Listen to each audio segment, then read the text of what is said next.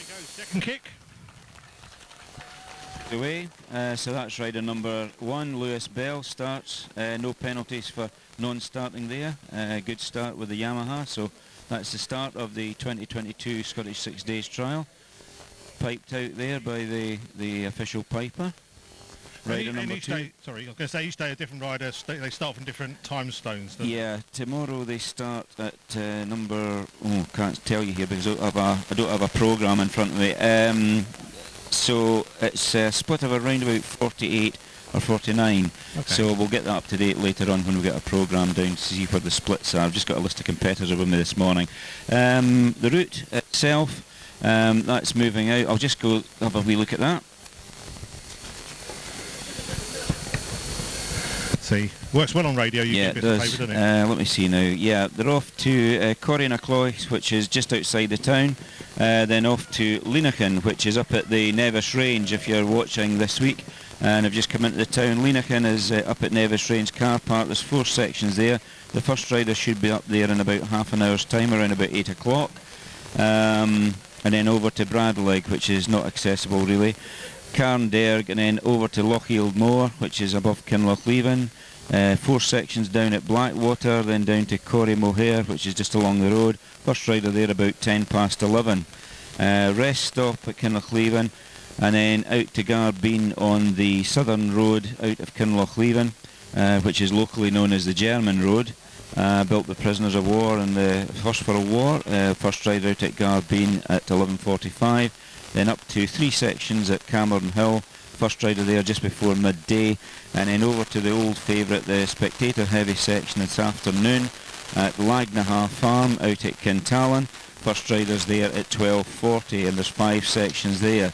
So it's all to play for. It's the first day. Everybody will be getting settled in, and it'll be interesting to see what the scores are tomorrow morning when the bikes are all back in safely, hopefully this afternoon and into the early evening. Well, basically, there's not really that much choice. Leenachan, probably this morning, if you've just got up, you'll see most of the bikes through there if you hurry along. As I say, the first rider will be there in just under half an hour's time. And then over to probably Corrie Mohair if you want to see some action up on the hill. You walk up the dam road towards Blackwater Dam, and there's 3 sections there, or the spectator friendly sections in the afternoon, definitely the ones along the roadside out of Kinlochleven on the southern road. Garbeen, Cameron Hill, take your pick, or just go to Lagnaha. I think there's normally parking in at the village hall there as well. Might be a small charge for that, not quite sure, haven't got any information on it, but that's the one that most people go on the bank holiday Monday, which is today. If you're going out there, park responsibly. Yeah, well, normally the park in the field adjacent to the village hall. Over the years, they used to park in one of the fields at Lagnaha Farm, but I think now they tend to put them into the field beside the village hall. There's normally car parking people there, so I presume that'll have been continued. So what sort of time should this route take today to get round? Well, I don't have any running times, but it's actually marked on the route cards as to how long that each rider has got to complete the course. But it's normally around about 6 hours each day that they use as a sort of benchmark. But it does vary day to day. But it's not actually in the programme. It's not been actually divulged as to how many minutes, because what they do is the riders have to rely solely on the route cards. Never ever should a rider look at the programme, because there's changes takes place between the programme being put together and printed and distributed, and even right up to the last minute there can be changes to the route. So it's the route card that the riders get as the Bible, as it were. So that's the one that tells them how many hours and minutes they've got to complete the course. Beyond that time, you can have delay during the day, which adds to the overall running time, and then have to recalculate it, and we're back in time. Otherwise, they start losing marks on time, and if you're over an hour late, then you're facing an exclusion situation. Good stuff. And not being a trial rider, I'm assuming this will be quite good weather. It's not too hot, not too cold. It's damp, keeps the dust down a little bit. Would that be right? Yeah, I mean, today's actually a pretty perfect day for riding as it stands at the moment here in the West End car park at Parc Ferme. It's not too cold, it's not overly hot, obviously early morning, and the main thing is it isn't raining, it's dry. So it's dry, good visibility. The riders do heat up quite a bit when they're riding in the sections and across the moors, so if it gets very hot, then that can be a problem in itself. The moors are very dry. The reports that I've heard so far is that the moors are very dry, so the running will be quite quick. But it can also take its toll as well if the moors are dry, because they're not soft enough to help the suspension of the bike and obviously your arms and legs going across the moors. So it could be quite hard going in that respect, but easier going because it's not full of water as normal, you know. So people who haven't ridden motorcycles, certainly trials, wouldn't actually understand how punishing it could be on the arms, the elbows, the wrists, the knees, every joint really, isn't it? Yeah, basically, I mean, there is suspension on the bikes, but obviously your body takes up a lot of the suspension, if you like. Very much the legs come under a lot of pressure, and you get what you call arm pump, which is when your muscles start to swell up, when you start getting tired, when you're doing many miles across the moors. So that in itself can be quite difficult. I had somebody ask me, I think it was yesterday, have you ever ridden a trial? I know the answer to that one. Have I ever ridden a trial? Yeah, oh yeah, I've ridden in the 6 days trial. I rode back in 1977. I only managed to do it 1 year because I was at university around that time, and that took up a lot more time, and plus the fact I didn't earn a lot of money at the same time. So a lot of my friends, they were able to ride consistently from 77 onwards, and that's the way to do it. I mean, my oldest son, he's ridden the Scottish 6 days trial 6 times, David Moffat, and when he started he kept going, and that's the way to do it. My youngest son, Stephen, he's riding this week number 97 on the Wolf Sport Vertigo, and this is his 4th attempt at the trial. He's had 2 finishes out of 3, had a bit of a mechanical the last time they rode. Not that the bike broke down or anything, but there was a part of the bike came off the selector and ruined the clutch, but that was just one of these things. I think the gear pedal had hit a rock and that was it. Bike fit, that's the thing, isn't it? Yeah, you've got to keep at it. You can't just turn up and ride this event. There's too much involved with it. But it's an amazing amount of people that have entered the Scottish 6 days and not really know what it was all about. It's quite incredible. How many Olympics they have, do you know, this year, for the 288 places, they had, I think it was 612 applications, so it's very popular. But of course the downside of that is you've got 300 disappointed people who didn't get a ride. Okay, there's some people drop out before the trial and then they pull in the reserves. So yeah, it was very well supported this year. Everybody wanted to get back to it. So it's Nevis Radio. We're down here all week, 7 a.m. every morning, right from Bristol and early. Is that right, Tom? Well, we were anyway. Well, you were. I was slightly later, but I got here in time after, just around the news time, so that was that. So didn't do too bad. Nothing later like than that, you know. And through the week, when we catching up with our sponsors, Tyre Magazine UK and Michelin Tyres. Yeah, and we'll have Andy James and Stuart Dozie of Michelin Tyres with us around about 9 o'clock this morning to have a chat. Yeah, we've got a competition. We've got some goodies and Michelin brollies, I think, available. Every day this week there's questions. We could actually do one now if you like. Have we got time? That'll do, fine. Hold on a sec.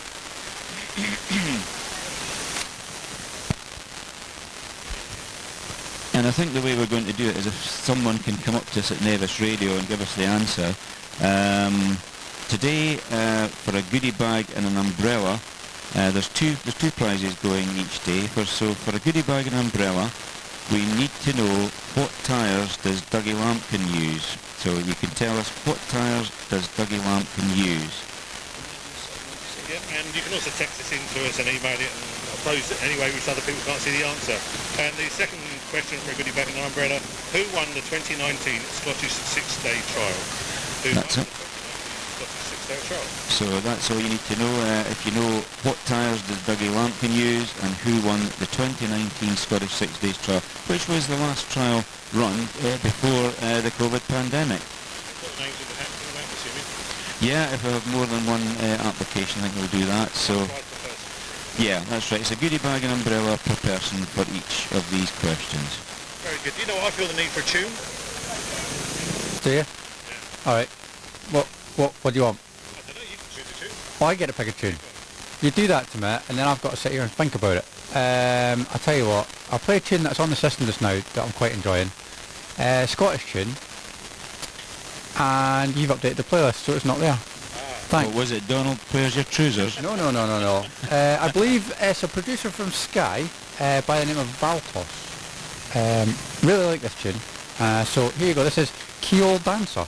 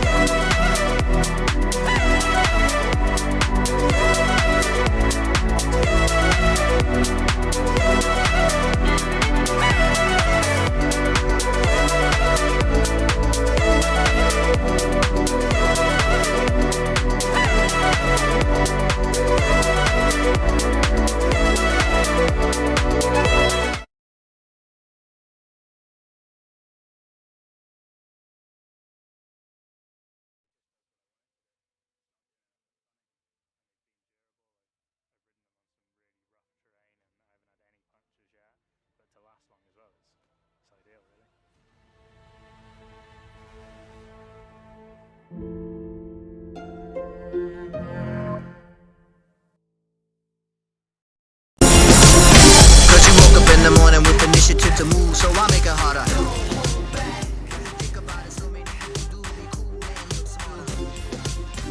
The world time has come to.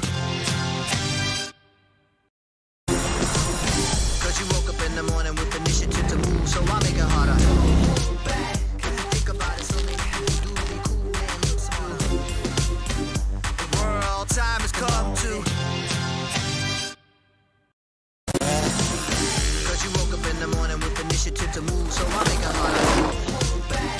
Think about it, so cool and look smart. The world time has come to. Cause you woke up in the morning with initiative to move, so I make it harder. Think about it, so maybe you do be cool and look smart. The world time has come to. You woke up in the morning with initiative to move, so I make it harder. Think about it, so maybe you do be cool and look smart. The world time has come to.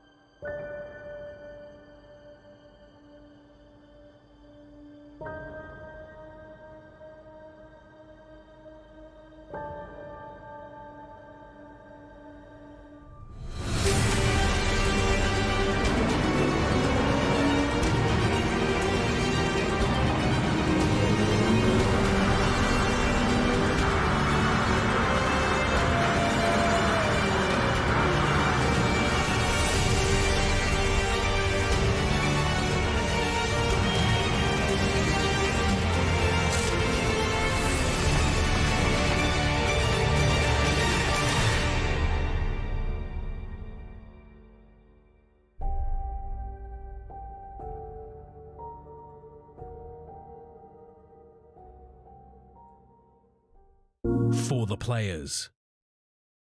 The tyre is such an important part of your bike. It's the only part which touches the ground.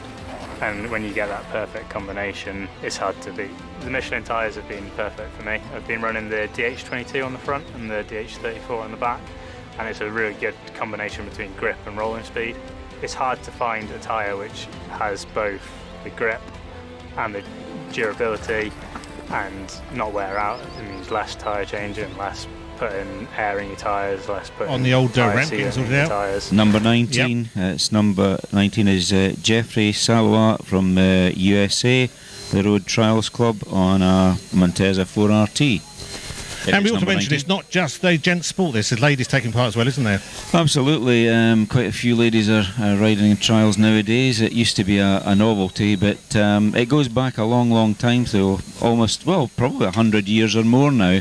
Ladies have been involved in trial sport way back to the 20s and 30s. Miss Marjorie Cottle was a factory rider for BSA's Sunbeam and Douglas, and she rode the Scottish 6 Days trial many times, and also the International 6 Days trial, which is more a speed event. And is it a hard sport for ladies to get involved with? Well, not really, because it just depends on your physical fitness and your ability to ride a motorcycle over rough terrain and through sections. And of course we've got Emma Bristow, who's a multiple world champion, British-born world champion. So yeah, I mean it's like anything nowadays. It's equal for all. It used to be very much looked upon as a male sport, probably male-dominated sport, but there's always been ladies riding in trials for many years, and in the Scottish. No, it's good stuff, and even out and around the sort of sections, there's ladies looking after things, observing and doing bits and pieces in the car park here. I mean, it seems a fairly even split. Yeah, between male and female. there's always been quite a fair number of ladies who have been observers at the Scottish 6 Days trial over the years. A lot of wives of people who have been interested in the sport give up their time to observe at the trial. So yeah, very much so. It's for all now, really. Except for youths. They don't have youths in the Scottish, obviously. What would be the youngest rider here? Is it 17, 18? Well, depends on your country as to when you can have legally a license right. for the road. So in Spain it used to be something like 16. So there were people that were coming across here and trying to ride the trial at quite a low age. But initially it was always governed by the FIM international license to compete. And I think in your own country, I think it was lower, but if you're coming from a foreign country, I think it was 18 was the sort of minimum age. So there was a minimum age that you could technically ride this event, but it's all down to the Road Traffic Acts and what you can legally ride on the public highway. And obviously, because the acts have changed over the years with licensing for motorcycles, it's become a lower capacity for the beginners, and then you've got to go through a certain procedure before you can actually ride a larger machine. Now that was really geared at road bikes, because I remember when I passed my test on a motorcycle, which must have been about 1974, I got a moped licence to start with, and then I went for the full motorcycle licence, and you could pass your test one day and jump on a 754 Honda the next day without any kind of tuition whatsoever. And I was in the lucky situation where my father had a 754 Honda, and I used to take a wee loan of it from time to time, and an awesome machine, very quick for its day. Yeah, I suppose they did it right. They sort of clamped down on it because there was too many fatalities on the road with younger riders on high performance bikes with not a clue what they were doing, basically. And of course you're immortal at that age. So yeah, it's all determined by the Road Traffic Act. I mean, these machines here, they never seem that powerful, but obviously there's a lot of torque in them and its way it's geared and things like that. Would that be... Yeah, it's got a fantastic power to weight ratio because the bikes are very light, and the engines are very powerful. But the thing about it is it's not just about brute power, it's about tractability, torque, bottom end performance as well as top end, so you can get up the sections. If you need to give it a quick flick up a waterfall, then all the power's there to do it, and it depends how much drive you've got and what the conditions are like under the tyres. And of course we'll be talking about tyres probably in an hour or two time, hour and a half's time roughly. So yeah, they're quite incredible bikes, and as I said earlier at the start, hopefully you heard that there's 2 electric bikes in the trial this year. This is the first time that it's happened at the Scottish 6 Days trial, although these electric bikes have been commercially available for some years now, probably about 3 or 4 years they've been on the go, and there is a trial world championship, the e-trial, and the champion of the 2021 champion of e-trial FIM championship, Gail Chatagno, is actually riding one of the bikes this week, number 165 I think his number is. So hopefully we'll get a word with him and his riding partner Matthew Alp sometime during this week. Maybe not this morning, but certainly from tomorrow onwards we'll have a bit more time to do some interviews with the riders. We tend to sort of lay back a little bit on the Monday, just to let them settle down, get underway. But we'll grab Matthew and Gail and have a word with them. Gail's a Frenchman, very competent rider, and certainly looking at the videos, he can certainly make the e-motion talk. But it'll be interesting to see how they fare at the Scottish 6 Days trial. Very much experimental. It is rumoured that they need 5 batteries during the day. Of course, they're rechargeable, but these batteries cost in the region of £3,000. So there's 2 bikes, 5 batteries per day. I work that out to close to around about £30,000 worth of kit. Ouch. So it's quite expensive for this event, but I'm sure the factory will be dipping their hands in their pockets and paying for that little lot. Exactly. 6.5 minutes to 8 o'clock right now. So we're with you through live here on Nevis Radio right through until 11. Hashtag SSDT 2022 if you want to come through Twitter on those sites. Send your pictures, send your videos. Let's have a look at them. Be happy to share them as well. Let people know what you're seeing out on the sections. Would be quite nice. Any messages, any questions from wherever you are around the world? We know we've got people streaming in Australia and America and Germany, all those sort of places. Let us know. Any questions? We'll try and catch up with riders more tomorrow. If people want to sort of go and ask a question for a particular rider, then we can do that later on in the week. Yeah, and that's rider number 25, Klaus Deisinger from Germany on his TRRS, just leaving the Parc Ferme. So if you're listening in your B&B or your hotel this morning, that's number 25 just leaving the Parc Ferme right now. So that gives you an idea as to what numbers we're up to here in the West End Car Park, Fort William. Exactly. 01397 706 100. You want to phone the studio, you want to come through the WhatsApp through the studio, you can do that. You can email studio@nevisradio.co.uk. Si's just sitting there twiddling his thumbs, waiting for somebody to contact him, aren't you? Aye, very good. I'm sitting here. That's about it. Yeah, I thought you'd be pleased back there. And remember, there's the competitions for the goodie bag and umbrellas from Michelin, one of the sponsors this week of Nevis Radio Outside Broadcast. What were the questions again, The John? questions are, what tyres does Dougie Lampkin use? And the second question for another goodie bag and umbrella, who won the 2019 Scottish 6 Days trial, which was the last trial here in Fort William 3 years ago, would you believe? That's why we're all rusty. Exactly. And we've got a competition running each and every day, which will be fantastic. So thanks to the sponsors for doing that for us as well. Thanks to Thistle Access for outside broadcast facilities this week. Yeah, we've got the Toa van trailer here from Thistle Access, so very much thanks to Rob Skinner and the team over there at Thistle Access for that facility. And the rest of the team here, we've got Sean who's working one of the cameras, we've got Dan on another camera, and Mrs W's in the wagon trying to bring it all to you. Sort In of the coordinating control it. room. In the control centre. Centre. Let's go sorry. for a control Not room. centre, shall we? Centre. Why not? But and I say, do please get in contact with us. So we'd love to hear and see what you're, enjoying. You Getting missed up to. one. You missed Locheel Net. Big thanks to Locheel Net. Locheel Net, yes, sorry. We've got to get banners up. That's why I'm forgetting, because I'm looking around here. Yeah, no, we've got a banner to get up as And well. Trial Magazine. Trial We missed Magazine. that as well. So. And Michelin tyres. And Michelin tyres. And catering facilities, hopefully. Oh yes, I We need haven't to go and checked negotiate. that out yet. Yes. I'll have to go and a have cup of tea a would be word. quite nice, wouldn't it? Maybe after the 8 o'clock news. Yeah. Now we're sort of getting a bit more settled in, shall we say? Yeah, well I felt a bit rusty this morning, right enough. It was, it's one of these things. We was here just after 6. And you think, okay, we got over it, just about an hour to go. And you think, oh my goodness. Yeah. And it all starts at 7:30 and you wonder what to say. And of course it doesn't make it easier when the microphone cut in and out a little bit, so apologies for that. I think it was just a wee technical glitch which I think the boys seem to have sorted now. We've been tweaked. Tweaked, that's a good word Yes, for it. we've Yeah, been tweaking. This is what happens when you don't touch stuff for a couple of years, you see. But as I say, we were here Friday setting up and it was working fine. Yeah. But then since then, a lot of other electrical stuff rise around us, and that makes a difference too. Well, of course, we were actually here last year and the year before, because what we decided to do was do a virtual Scottish 6 Days trial in 2020 it would be, and then again in 2021, just to keep the ball rolling for the Scottish 6 Days, which is an annual event, Fort William and surrounding area.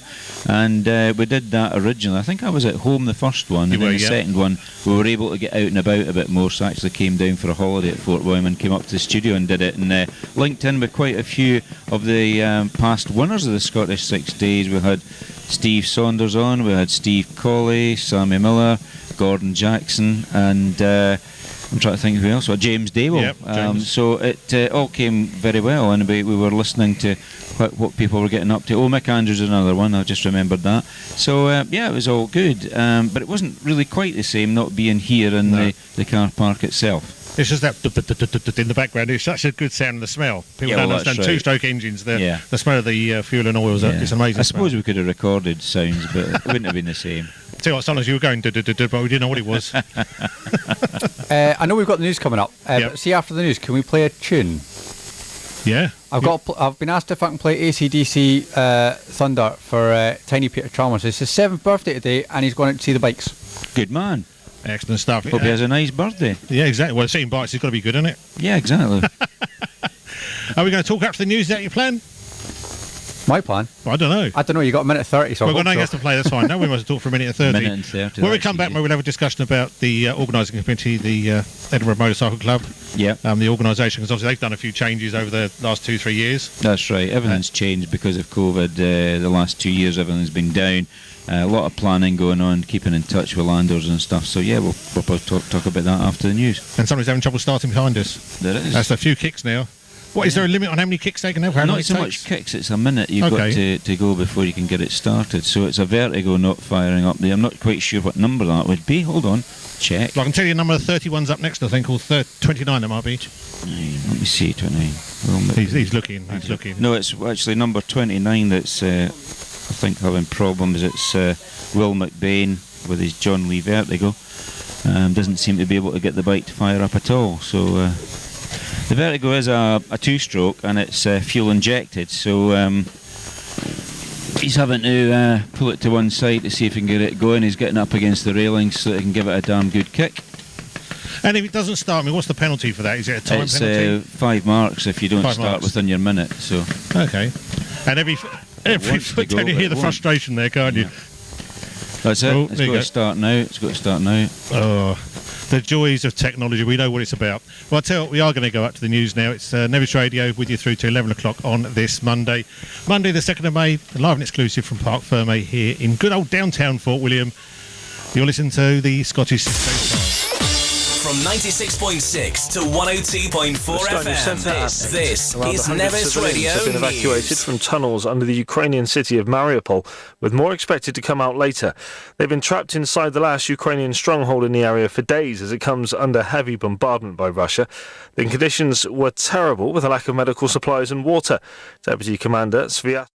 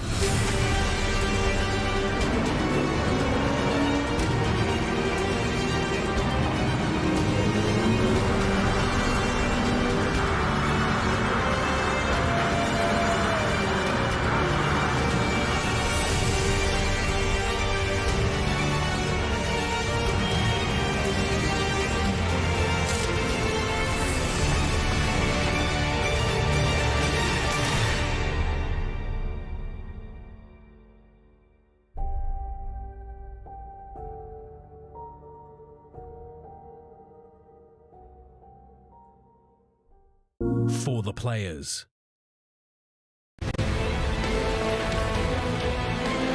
The tyre is such an important part of your bike. It's the only part which touches the ground. And when you get that perfect combination, it's hard to beat. The Michelin tyres have been perfect for me. I've been running the DH22 on the front and the DH34 on the back, and it's a really good combination between grip and rolling speed. It's hard to find a tyre which has both the grip and the durability and not wear out. It means less tyre changing, less putting air in your tyres, less putting tyre sealant in your tyres, and it's just easier for me as a professional. It just does what I want it to do. It's not doing anything funny, and they've been durable. I've ridden them on some really rough terrain and I haven't had any punctures yet, but to last long as well, it's ideal really.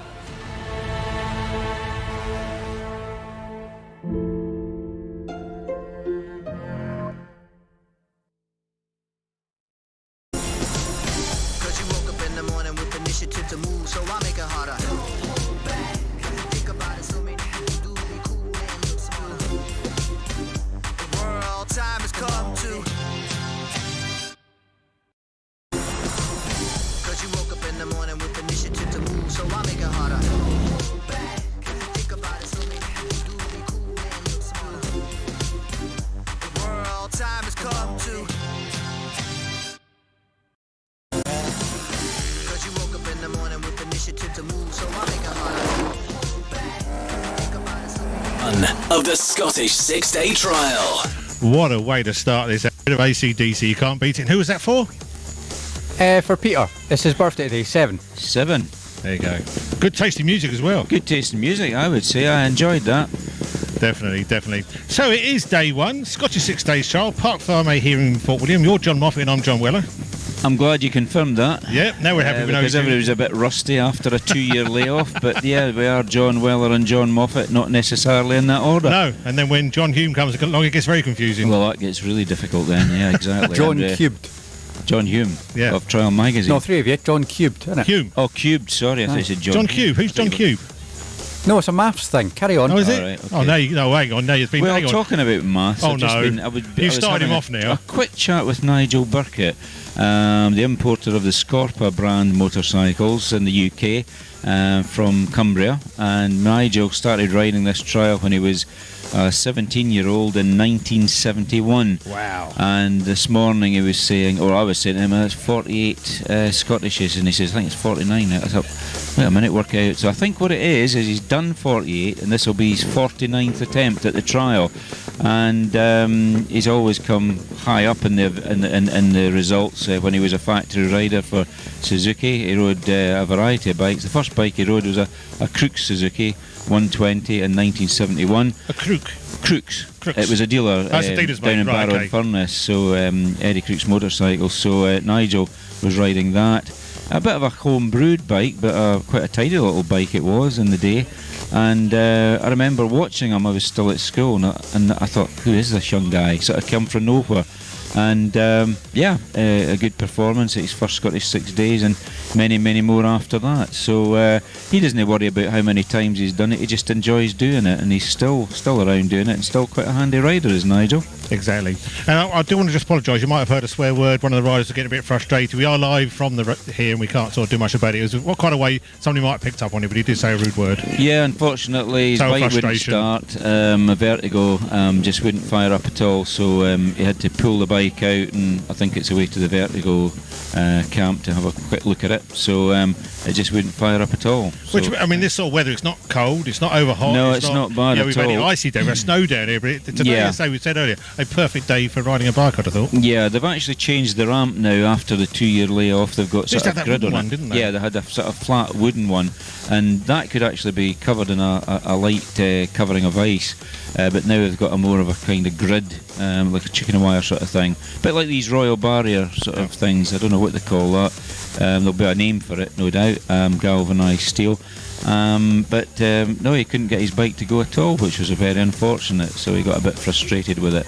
And of course, it's not good in the very first day that your bike won't fire up. So no doubt the people at Vertigo will have a quick look at it for him. There might be a quick solution to that. So hopefully he's got underway now, but we'll find out later on. But unfortunately, we've picked up a couple of marks there, 5 marks for not starting. within the 1 minute time limit. We'll just have a quick look and see which numbers we're on now. He's off again. Number 42. We'll get your rear view mirror, that's what you need. Oh, near view mirror. Yeah, that's good. I can't say it properly. It's Aaron Hain of Dunfermline and District Motorcycle Club on a TRRS number 42. Aaron Hain just starting. And then we'll have number 43, we're just talking about him, Nigel Burkett on the Burkett Scorpa. He's the importer for that brand of motorcycle and attempting his 49th Scottish 6 Days trial. Now, you talk a lot about factory bikes, so I'm assuming a factory, one of the manufacturers, gives the bike to the rider to ride for that race? Yeah, I mean, there have been quite a few professional riders in the sport and doing the Scottish 6 Days trial, and they are actually supported by the manufacturers direct. But you also have riders who are supported by the importers, for example.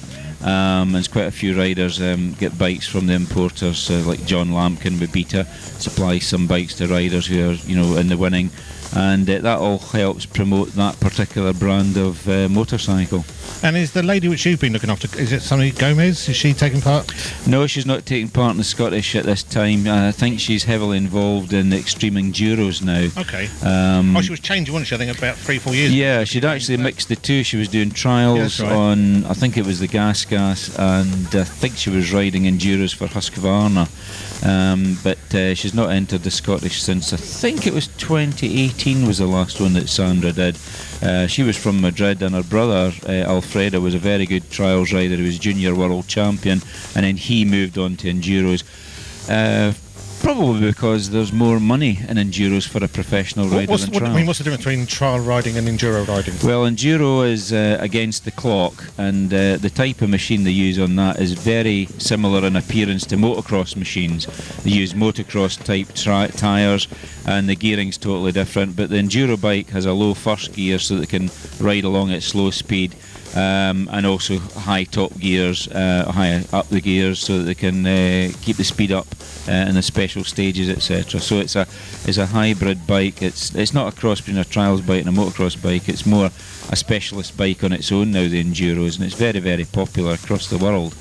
And then of course you've got the Dakar, which is rally, which is a takeoff of an enduro as well, except they're riding much, much longer distances, etc.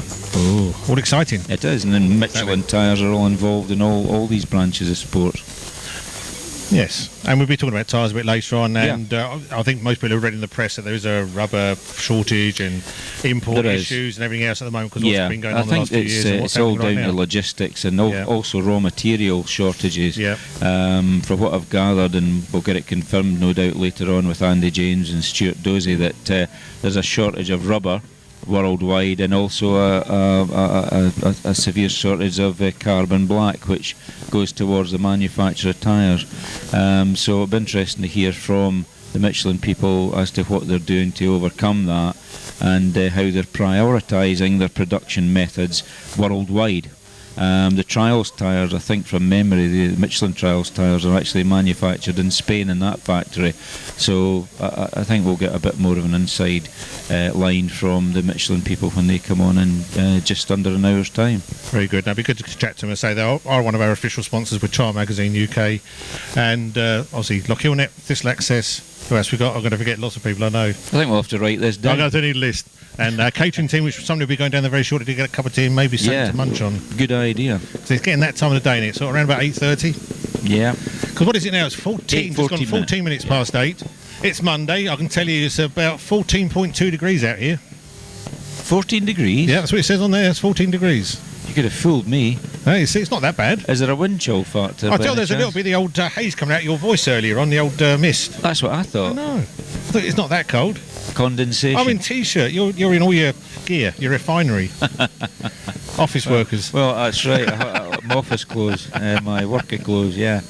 No, I find it's not really chilly, but it's not exactly what I would have thought was 14 degrees, but I stand corrected. Yeah. What's he looking at now? I'm looking at my watch to see if it's got a temperature on it. Yes. It's a timing watch I've had Don't for trust 3 years. the technology. Yeah, the technology's right. Yeah. 64% humidity. You want to go that far? So Shall we do the weather? Actually, see what the weather is going to be. You can, yeah. Here you go. Today's weather on Nevis Radio. Brought to you by Thistle Access. It's going to be mainly cloudy today with some scattered light showers. Brighter spells increasing during the afternoon in the south and west. Temperatures are going to be lifting into the high teens right across Lock Harbour. A maximum high of 17 degrees centigrade, 63 Fahrenheit. Into tonight we go, some late sunshine. Best of this is going to be towards the southern end of the Great Glen. Otherwise cloudy with some light showers about. Winds are going to be light and variable and giving us a minimum overnight low, 3 degrees centigrade, 37 Fahrenheit. That was today's weather on Nevis Radio. Brought to you by Thistle Access. And I suppose we'll ask Mr. Moffat, would you like a tune, sir? Well, we do have a request in, We've got a request. Oh, well, take that first. so we could do that. Sam's listening. She's actually watching now as well. Hello, Sam. Hello, Sam. Don't we wave? Wave to Sam. Wave to Sam. Oh, yeah. Probably having a cornflakes. Other cereals are available though. Yeah. However, what I'll say while we've got this time, if you do want to watch us, if you're listening on air or online at any point, you can check us out, youtube.com/Nevis Radio Official, or just type in Nevis Radio Live and it'll pop up. And if you're watching online, it's all at the bottom of the screen right now, which gives you all that information. Just like that. Simple, isn't it? Likewise, if you are listening wherever you are, do let us know. I've actually got someone from a different country by looking at the code on WhatsApp asking how they can get involved online, so hopefully they're finding us now as well. And please do share pictures and videos and comments, and we'd love to share them across what we're doing here. Indeed. Now, for those that are actually watching on our video feed, you might have noticed you're not getting music this year. Due to the general rights and stuff with YouTube, we thought we'd try something a bit different, so we're now got video adverts from Michelin, which is lovely. It is, and hopefully going to be growing that over the next few years. People want to get involved with that and get their videos on there, let us know. That's what it's all about. So yeah, just to recap, if people want to get in touch, 01397 706 100 is the studio number. You can WhatsApp the same number. You can text us on 82228, put Nevis at the start, call text charge at your normal network rate, or indeed find us on Facebook at Nevis Radio Official. You can tweet us with the hashtag SSDT2022, or you can get us on YouTube as well. Exactly. Interactive, that's what we are. See, I just sit here doing nothing, don't I? So you've already read out how you can actually watch us live, is that right? We are Yes. live. In HD, by the way. In high definition. Very good. 4K HD. My Want to go goodness. really technical. Right. But And yeah. listen, of course. A lot of people listen without watching. They do. Well, you see, if you're out and about on the fields today, you can actually get us on our app, which is available for iOS and Android, and then it's direct to your phone. You don't need any third-party apps for that. It's free. Just look up Nevis Radio in your app store, and you can download us. Exactly. Everybody except me, of course, who doesn't have a phone that does apps. Well, I thought I'd be clever yesterday, sort of set up a little groups of people. I can't do that. No, My I phone can't do won't that. work I there. can only do it when I'm on my laptop in my accommodation. It's fine, Tom. We just shine a light in the sky, and you appear. Life is good. Yeah. Yeah, the Moffat sort of sign. Oh, like Gotta the be back, done. the Yeah, back the back sign. sign, Oh, yeah, yeah. I remember that. A big end, but that might be signal something Yeah, different. upside Yeah, we can't down. go that way. Yeah, we won't do True. that. I say what we'll do then. We'll play a tune for Sam. She's asked for Imagine Dragons, so we can fit that in. We have a short break, and then we'll be back with you. Yeah. Brilliant. No worries.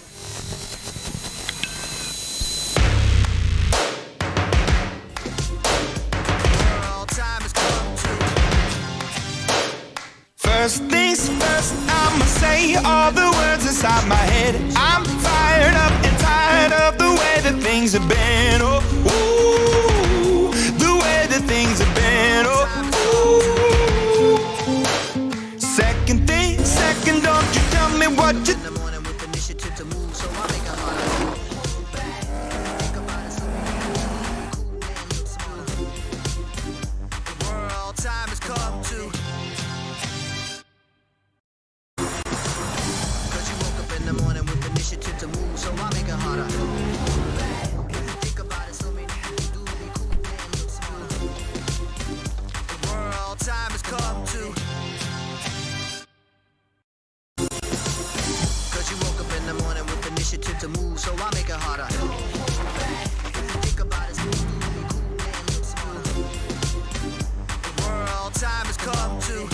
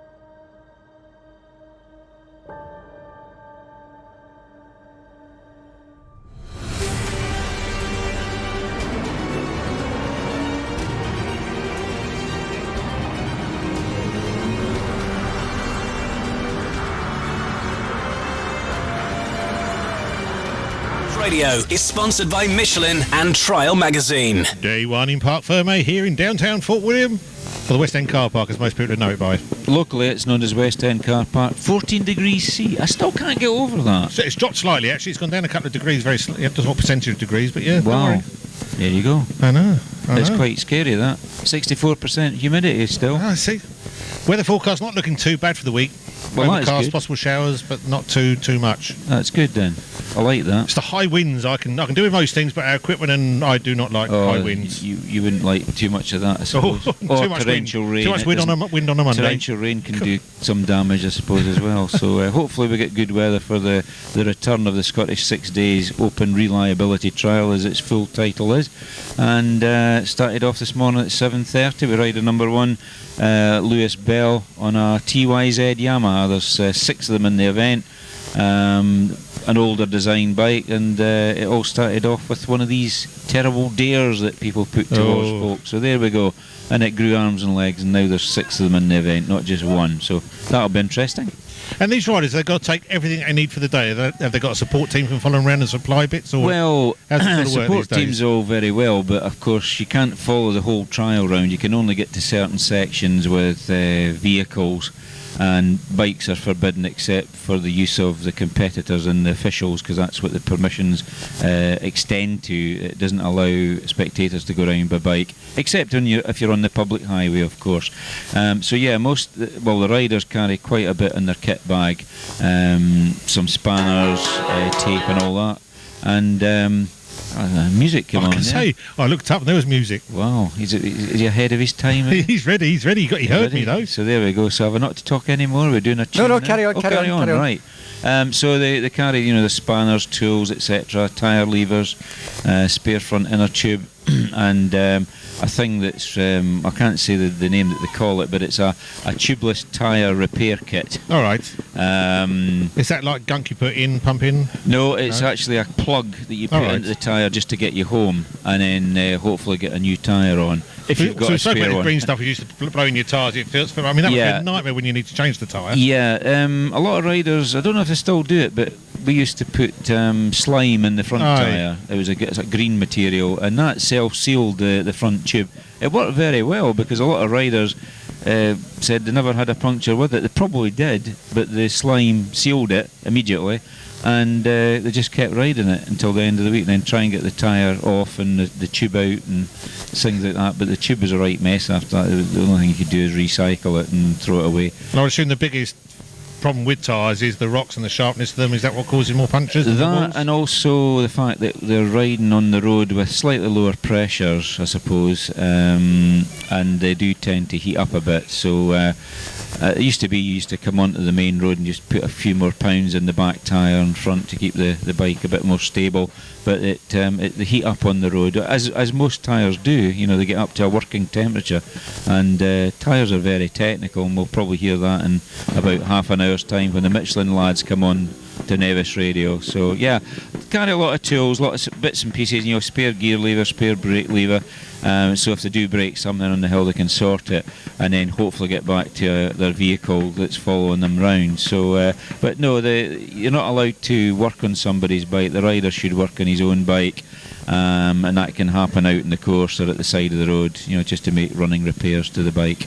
Another question I got yesterday from somebody down here in Parc Ferme: how are these bikes allowed on the road? There's no lights, there's no indicators, and I know this is the same old chestnut comes up every year. People ask it, but they are road legal, aren't they? Yeah, they're road legal. They're on what you would describe, if the bike was over 3 years old, it would be running on a daylight MOT, which is one where there's very minimal equipment on it. They don't have lights and indicators and stuff. They've got to have a registration number, an automobile means of approach, etc. And I've got several bikes that have been using the public highway, and they're road legal, but they're not road legal in the hours of darkness. So when the street lights come on, that's it, they're off the road. Okay. Simple as that. So you did get stuck out onto a section and it did turn dark, you need to get you need to get your bike recovered, and that there's been issues like that in the past before, and that's why the organisers are very careful on the routes, etc., so that riders don't get stranded out somewhere and you've got to come back in the back of a van sort of thing,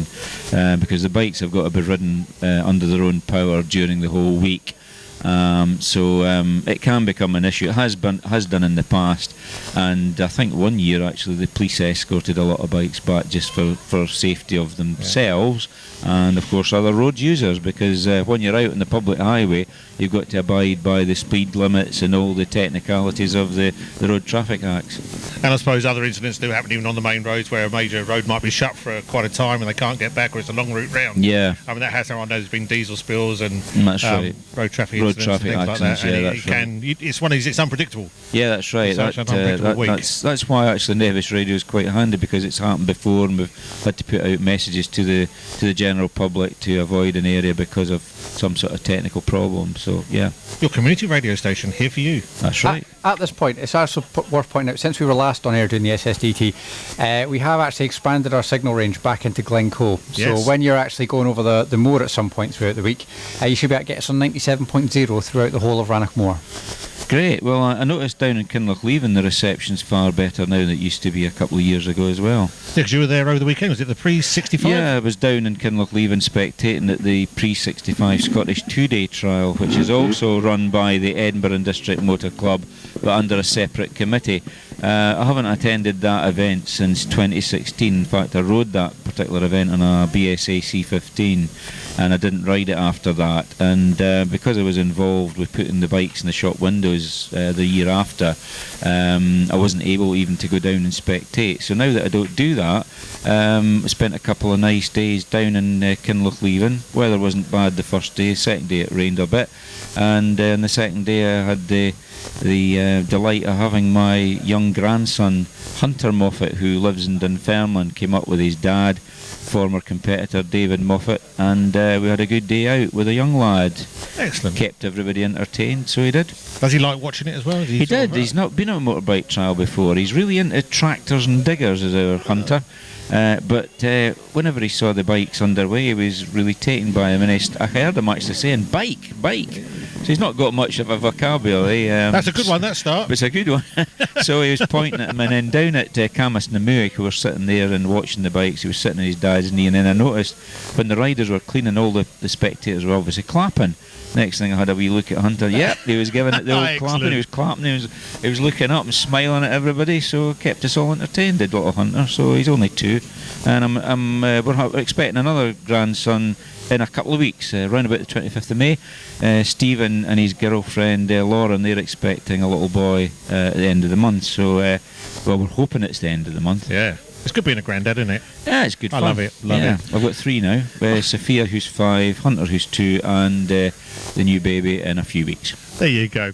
It's 8:30. Is it time for local news? I knew you were going to say that, but with everything going on, I haven't really had time to find some. I've got some here. Have you? Yeah, I'm happy All right, to do it. You're doing news. Yeah, I'll do it. Okay, well, so before we hit that, just a quick recap. So basically, I've got John listening in Banavie at his Airbnb. He's heading off to see sections at Lincoln, Corrymoher, is that right? That's right, Corrymoher, just beyond the pipeline area of Kinlochleven. Good stuff. And he's heading to Lagnahat as well. Mark's listening from York. He's loving our broadcast and watching on YouTube. So a big thanks to him for tuning in. And also, we'll maybe come back to this one. Jones emailed in to say, can you give a mention to all the women riding this week and maybe have a wee chat about them?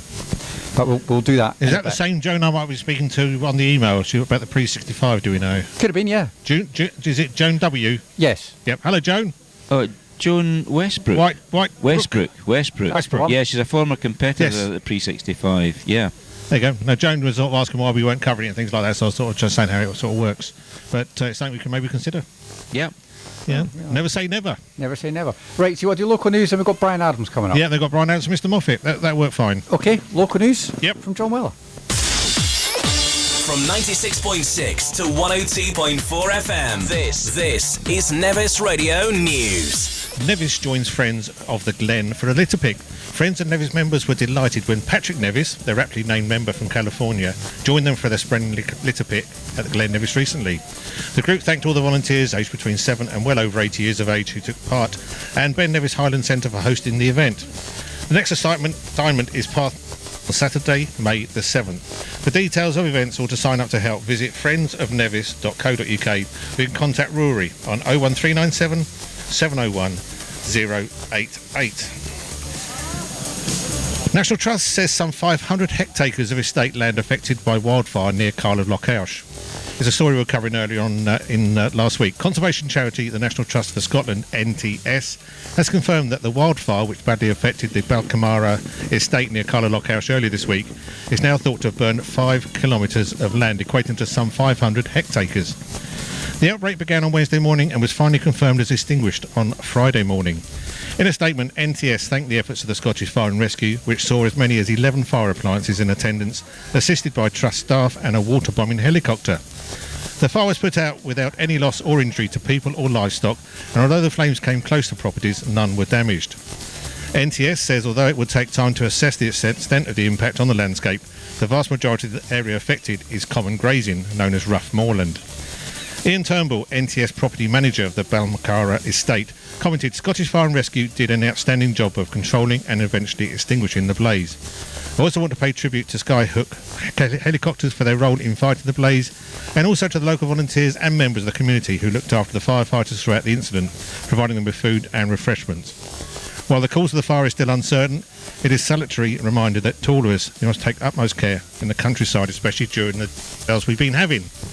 And weather-wise, mainly cloudy and dry with some scattered showers, brighter spells increasing during the afternoon in the south and the west. Temperatures lifting high into the teens up to 17 degrees, 63 Fahrenheit. That is your local news on this Monday, the 2nd of May.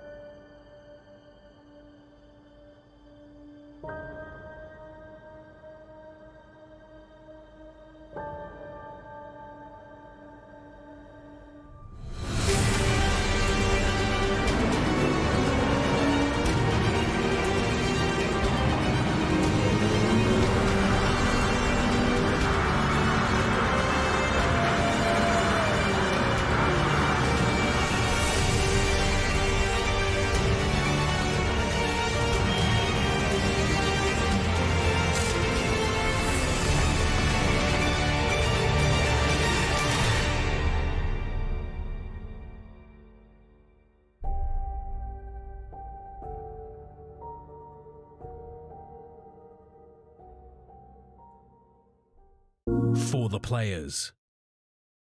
The tyre is such an important part of your bike. It's the only part which touches the ground.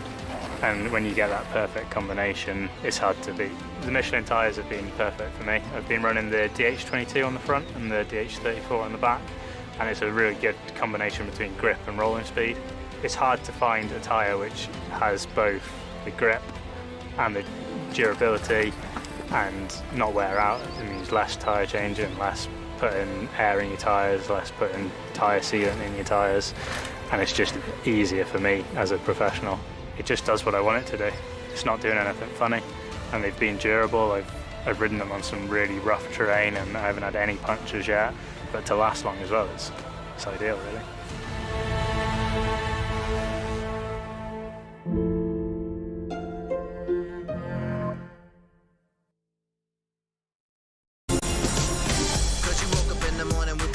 To move, so I make it harder. Think about it, so many people do be cool and look smart. The world time has come to.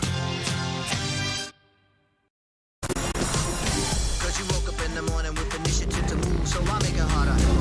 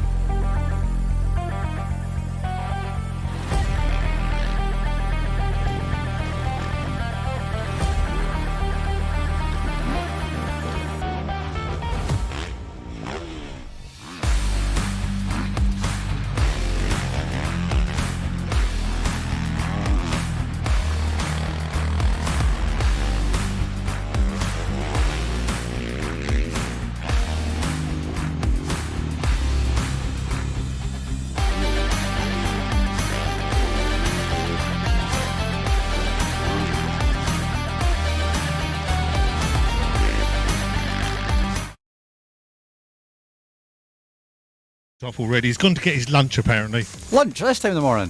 What's going on? I know. Well, He just wanders off. His wife's here. She's got his little satchel with his dinner in it, and he's I think off. you know what's going to be happening very, very soon then, don't you? Thought for the day by any chance? Well, that, yes. But I would also like to know what he's having for lunch. I don't know. He's got. I'll tell you what. I'm coming off camera. Watch this. Look. John Moffat's lunchbox is in here. Right. See? Well, maybe after we've had a chat with Quite weighty. the crew at Michelin, we'll maybe have a little look and see what he eats. Did he get sponsored by one of the local retailers by any chance? I don't know. We do need to thank our sponsors though. Michelin Tires, Trial Magazine UK, Thistle Access, Lockhill Net, and Dale, you're back, Dale, down at the catering, who we're going to come and see very shortly. Yes, that's right. I was going to go down Is that your lunch? That's my lunch arrived for today. Quite weighty. It's weighty, yeah. There's no tools in there, it's just lunch. But I'm trying to cut down weight. You failed. Well, it's probably because there's a If that goes in there, you failed. Well, it'll not all of it, not the whole bag. Not a rucksack. I know I can't talk. No, our guests have arrived, so they'll be over to see us in 20 minutes' time. That's Okay. Stuart Dozie and Andy James of Michelin Tires, so that'll be interesting. Very good. So they're away revising at the minute. And of course we don't speak to any of the riders today because they just need their own time to get sorted out and get their headset, I suppose. As a rule, we don't tend to because, first day nerves, and obviously after a 2-year lay-up, or lay-off I should say, they'll be a bit sort of nervy to start, and we normally sort of take a sort of back seat as far as the riders are concerned on a Monday, and normally grab quite a few on the Tuesday to have a word with them live on Nevis Radio, so I think people enjoy that, and long may it continue. So Stuart's in the Parc Ferme now, congratulating some of his riders, or saying hello to some of the riders that are using Michelin tyres. So just doing the rounds in a way with us. Yeah, circulating, mingling with the crowd. And we're talking about the Edinburgh and District Motorcycle Club, who actually put this whole event on. Yeah, they've been responsible for the Scottish 6 Days Trial since 1911, which is well over 100 years now. The centenary was dealt with in 2011. So what race number is this now we're on? Now you're asking. Well, there's been a couple of years off, of course, so it's not just 11 years. 11 last year, but 109 years. Wow. Since the E&D took it over. It went before that, but it was a 5-day trial at one stage, and then it went on to a 6 days trial. It was a conglomerate of clubs, but officially the 1911 Scottish 6 days trial, the Scottish trial it was known then, was taken over by the Edinburgh and District Motor Club. So that has been a limited company since that time, and it has two separate committees. It's got the SSDT committee, which runs this event that's run at Fort William, and it's got the pre-65 Scottish trial or Scottish 2-day trial committee, which runs the 2-day event down in Kinlochleven. And Kinlochleven have adopted it as their event and have left the Scottish 6 Days as Fort William's event, if you like. Run by different people, different committee, and actually the clerk of the course of that event is riding this week. That's number 4, Scott Gordon. He's the current clerk of the course of the 2-day trial, which is for pre-65 machines. Yeah. And some people are saying proper motorcycles. Well, yes and no, because it's a debatable point. Because it's one of these funny ones, I know I follow lots of social media. Yeah, the situation with pre-65 is that over the years it's sort of developed. Competitors are always very competitive, and they're very competitive when it comes to their bikes. Not just the preparation of them, but the modifications of them. So a lot of the bikes in that event now are not truly and wholly pre-65. Right. They're based on some pre-65 so components. like replicas, is that word? Yeah, right I would word? say they're more like a replica now, a lot of them. I mean, I think there was only about 3 or 4 matchlesses. Now that was the model of bike or the mark of bike that I started riding in the pre-65. Now I've still got that bike, and it's very much pre-65. It was manufactured in 1959 at Plumstead in London by Associated Motorcycles, the matchless brand. But now there's a lot of bikes they call Drayton, which is a modern bike to an earlier design. Started off by the late Jim Pickering from Kidderminster, and they're still making them. He died a couple of years ago, unfortunately, through cancer. But the Drayton Bantams, Drayton B40s, Drayton C15s, Drayton Twin Triumphs are all very much to a pre-65 design, but they weren't actually physically made in pre-1965, although maybe the crankcases of the bikes were, because still the same machines probably making those. But now with the machinery you've got, the technical machinery, the CNC, you could virtually turn yourself out a set of crankcases, no problem, like a replica. So for the purist, it's kind of gone away from what it was started off to be, and now it's a kind of a shadow of its former self. There's not so many of the really old bikes being used there now, so it's just a pity that, but time moves on and that's the way it goes. And I suppose even the value of the machines must be increasing as they get older, and is it things like that, people will be a bit wary of using them possibly? Well, there's two things. There's the value of them, and there's also the fragility of them, because you're looking at a bike that's 60 years old. You got metal fatigue in the frame parts that could give a nasty surprise if it broke during an event, I suppose. So there's that to look at. But fun enough, a lot of people say, oh, it's the older bikes, the genuine bikes are worth so much money. But, I saw a couple of Triumph Cubs for sale down in Kinlochleven, £9,500 each. A guy I was speaking to, a Triumph Twin, he's out about £14,000 on that bike. So that's about double what a modern bike in this car park is worth, you could say, almost. So, it's a funny old world, the way things go. But the idea of pre-65, that particular event started off in 1984 as a diversion from the parking at one of the sections at the Scottish, and it's sort of evolved over the years. But like a spectator area, you're saying, morning, like a spectator thing where people go and watch it? Yeah, it was to draw people away from the Scottish 6 days for a day, where it was very, very heavy at one of the sections, and it started on a Wednesday the first year, and then they moved it to I think it was the Saturday before the Scottish, or even the Sunday before. I can't remember if it was Saturday or something. I think it was Saturday, and it sort of moved on from there, and then it progressed into a 2-day trial, which it is now today. But it was oversubscribed. But a funny thing happened. There was a lot of people pulled out because they were using a previous year's entry because of the COVID situation. So there was rumours going about that about 100 people had pulled out, and then they all to be replaced by the reserves. And they were still short of a few entries on the start of the day, which surprised me. I wasn't sure if there was the same amount of spectators there, because obviously a lot of people have got older, etc. But one or two of my friends said, oh no, at such and such a section it was pretty well crowded with folk, so it just depends on where you were at the time. But no, it was a good couple of days. The weather wasn't too bad. It rained a wee bit when I was up at the pipeline section on the Friday. And then I did another couple of sections the next day, Aluminium Works in Camas na Muig, and it was raining fairly heavily at Camas na Muig, so the brollies were up. But apart from that, didn't dampen the enthusiasm of the people there, so it was good weekend.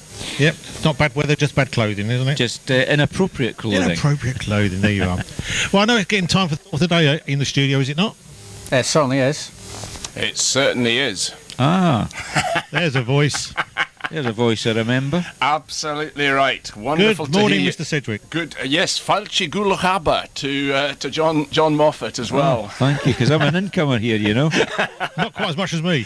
I live further away. Yeah, exactly. It's great to hear you talking. You should give you a professorial chair, John, actually, on the bikes. It's fantastic listening to you. It really is. And it's great to be here, actually, because this time yesterday morning I was sitting at Schiphol Airport in Amsterdam. So my goodness. On my way back from Rwanda. So I was down in Rwanda for the last 2 weeks, and needed to get back in time to meet up with everybody here. Excellent stuff. Glad to have you there. It's great to be here. And catch up with you through the week. Are you down here on Thursday? Is that your normal day? Friday. I'll be down on Friday. Yeah, should be actually. Get ready for the cycling shorts, John. That's it. That's what they do. Absolutely. No, it is. It's great. Over to you, David. Yep. Okay. Good morning, Simon, John, to our visitors here for the Scottish 6-day trial, and to all our listeners in the West Highland, and to all those online around the world. There's always a great sense of anticipation and excitement at the beginning of this week, and this is even more so as we haven't had the trials here for the last 2 years. My focus in thoughts this week is going to be on journeys, and relating a number of aspects to our faith in God and our search for God, a search for inner peace and a joy in life. Many of you will have been thinking about your journey to Fort William for this week, getting everything ready and packed. Those that are riding, making sure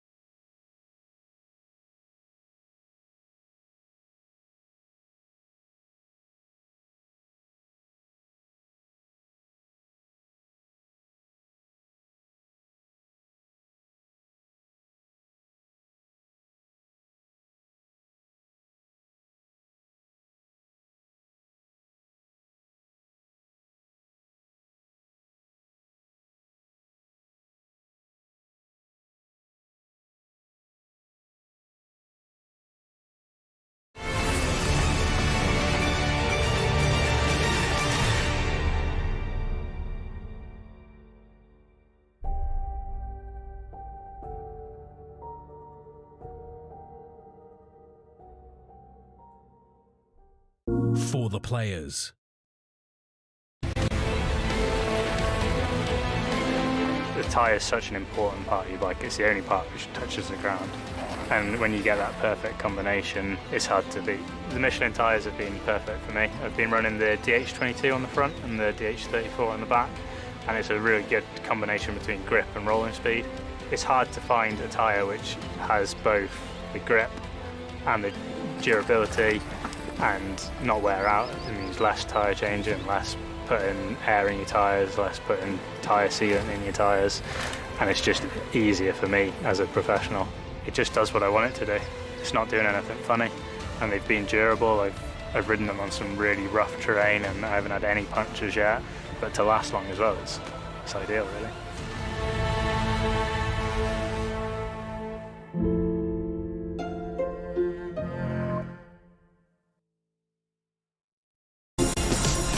Cause you woke up in the morning with initiative to move, so I make it harder. Think about it, so many people do be cool and look smart. The world time has come to. Cause you woke up in the morning with initiative to move, so I make it harder. Think about it, so many people do be cool and look smart. The world time has come to.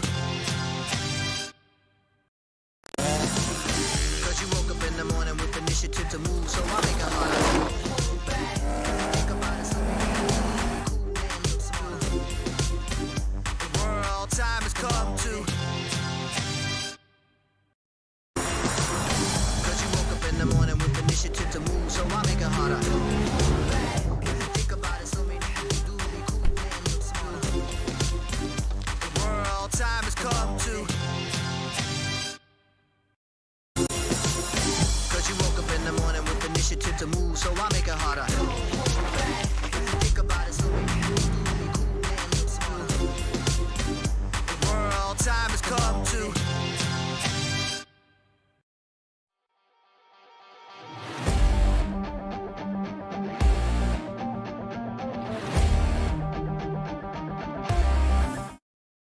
On a road to nowhere, on a road to somewhere, I'll tell you what. It's not a bad road to be on. It is this day one of the Scottish 6 Days trial. And we've got, I guess you've been sort of prepping our guests, have you not? He's got to turn himself on. Now, get your appliance on, love. Come on. We've been just bringing our guests into the studio. Oh, the outdoor studio. The outdoor studio. So is it time now to welcome them, or is it a bit early? No, it's a bit, I'll do it after the 8 o'clock news. Yeah. Do it after 8 9 o'clock news. Hello? 9 o'clock news. 9 o'clock, what do we say? 8 o'clock. Oh, well. Oh, Yeah, no. better earlier. I need Mr. Cedric Denner to keep me on track. That's what I need. It's all good. One of us is paying attention to the time. It's all good. You know what it's like, you just lose track of the whole time. Rider 88, I think, is that next up. He's nowhere. He's Now in you prep. see, Now, I've moved on to mother notes you now. see, he's off the. I've taken him off cue. 88. No idea who it is unless I actually go and look. That's Hold taken quite a while. I mean, it seems to go really quick to get to 88. I know we've been doing a lot of blethering. Oh, 88 is a local rider. It's Alan Ian McMaster on a Beta 300, and he's just left number 88. So if you want to know which riders we're up to, 88 has just left the Parc Ferme, and that's Alan McMaster of the Lochaber Club. A quick mention to our camera team. We've got Dan on camera 2, and we've got Sean on camera 1. Camera 1's showing up the ramp. Dan's doing the bit to us now. Yeah, there's nobody on camera 1 at the moment. He's away for his tea, I think. He's sorting out that we've got camera 3. He's working on camera 3. All right. The special one.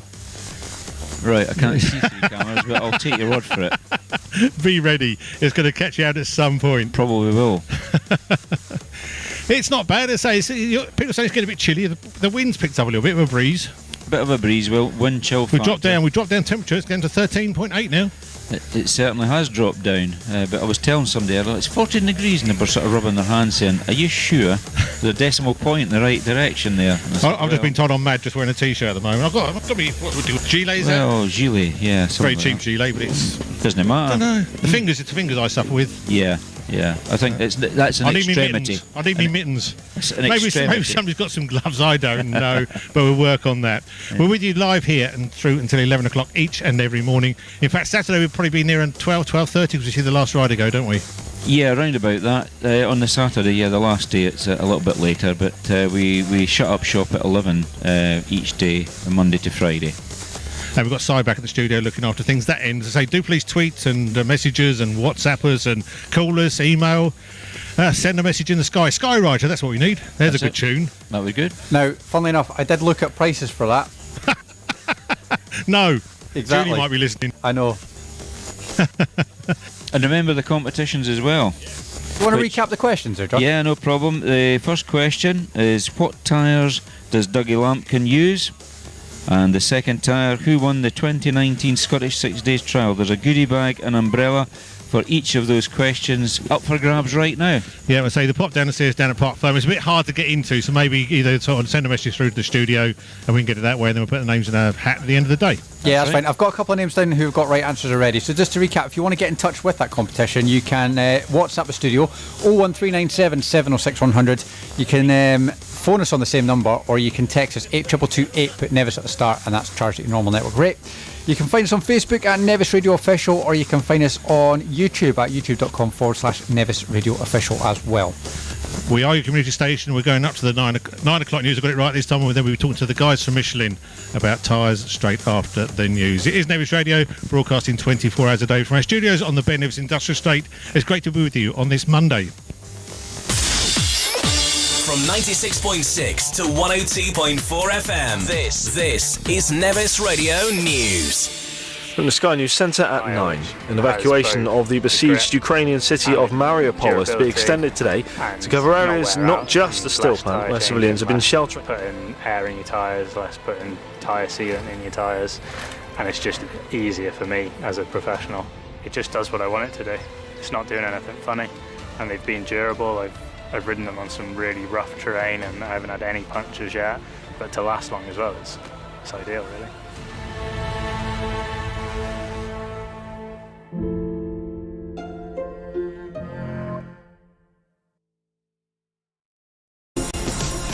Cause you woke up in the morning with initiative to move, so I make it harder. Think about it, so many things do be cool and look smart. The world time has come to. Cause you woke up in the morning with initiative to move, so I make it harder. Think about it, so many things do be cool and look smart. The world time has come to.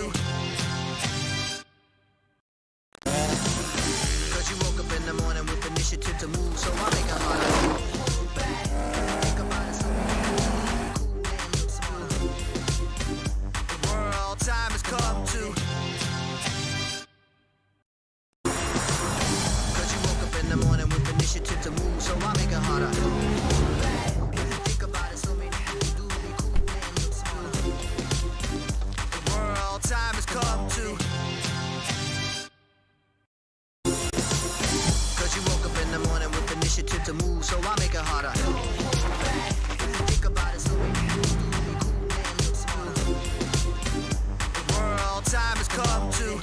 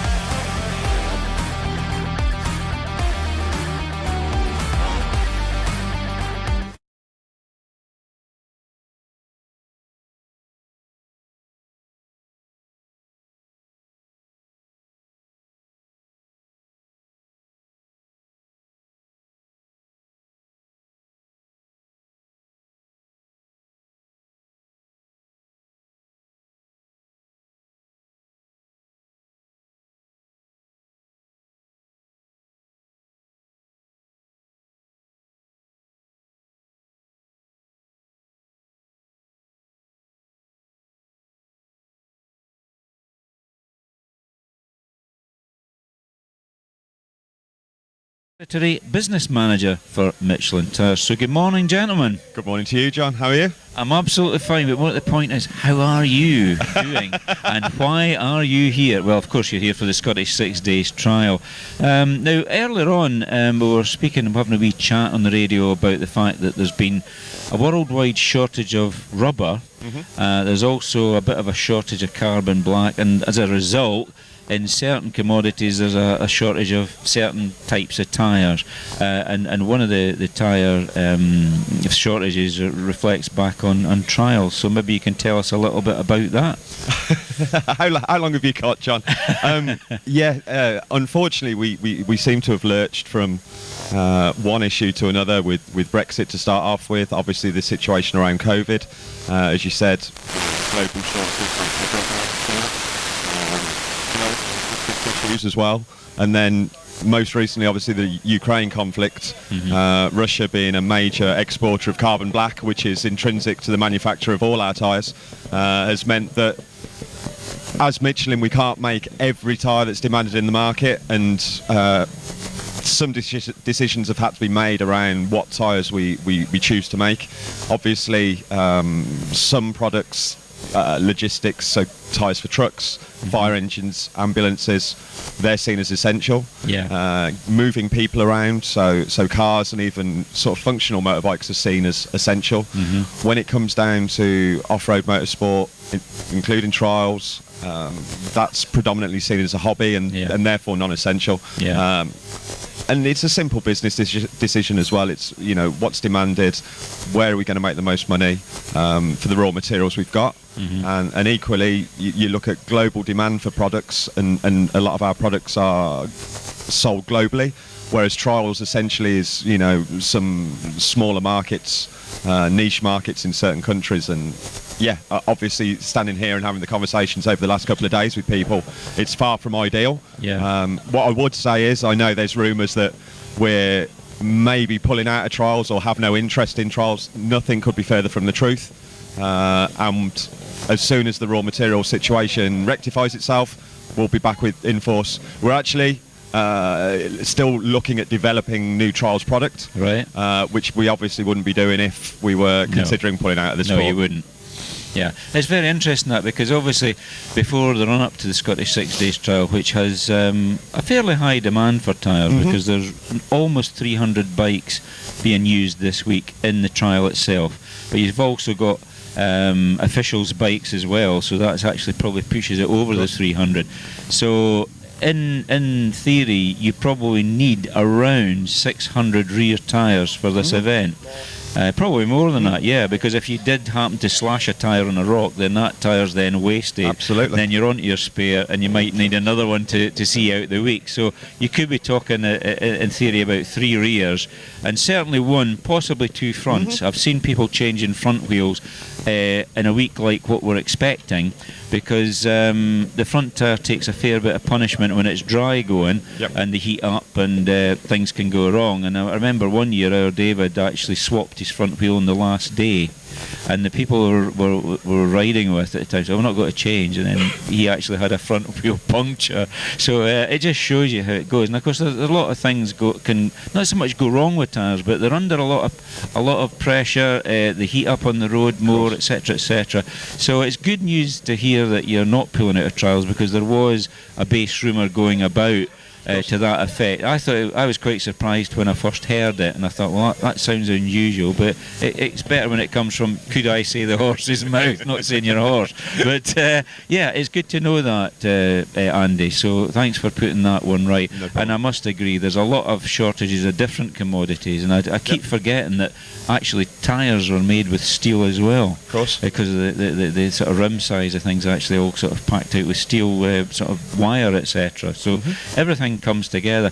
And where are the Michelin competition tyres made now? They're made down in Spain in a factory down in Lissart. Unfortunately, again, there's other tyres we make in that factory. We make some of our extreme enduro tyres, desert race tyres as well, but also a lot of our competition slicks, as well as the Road 6, which is our new sports touring radial.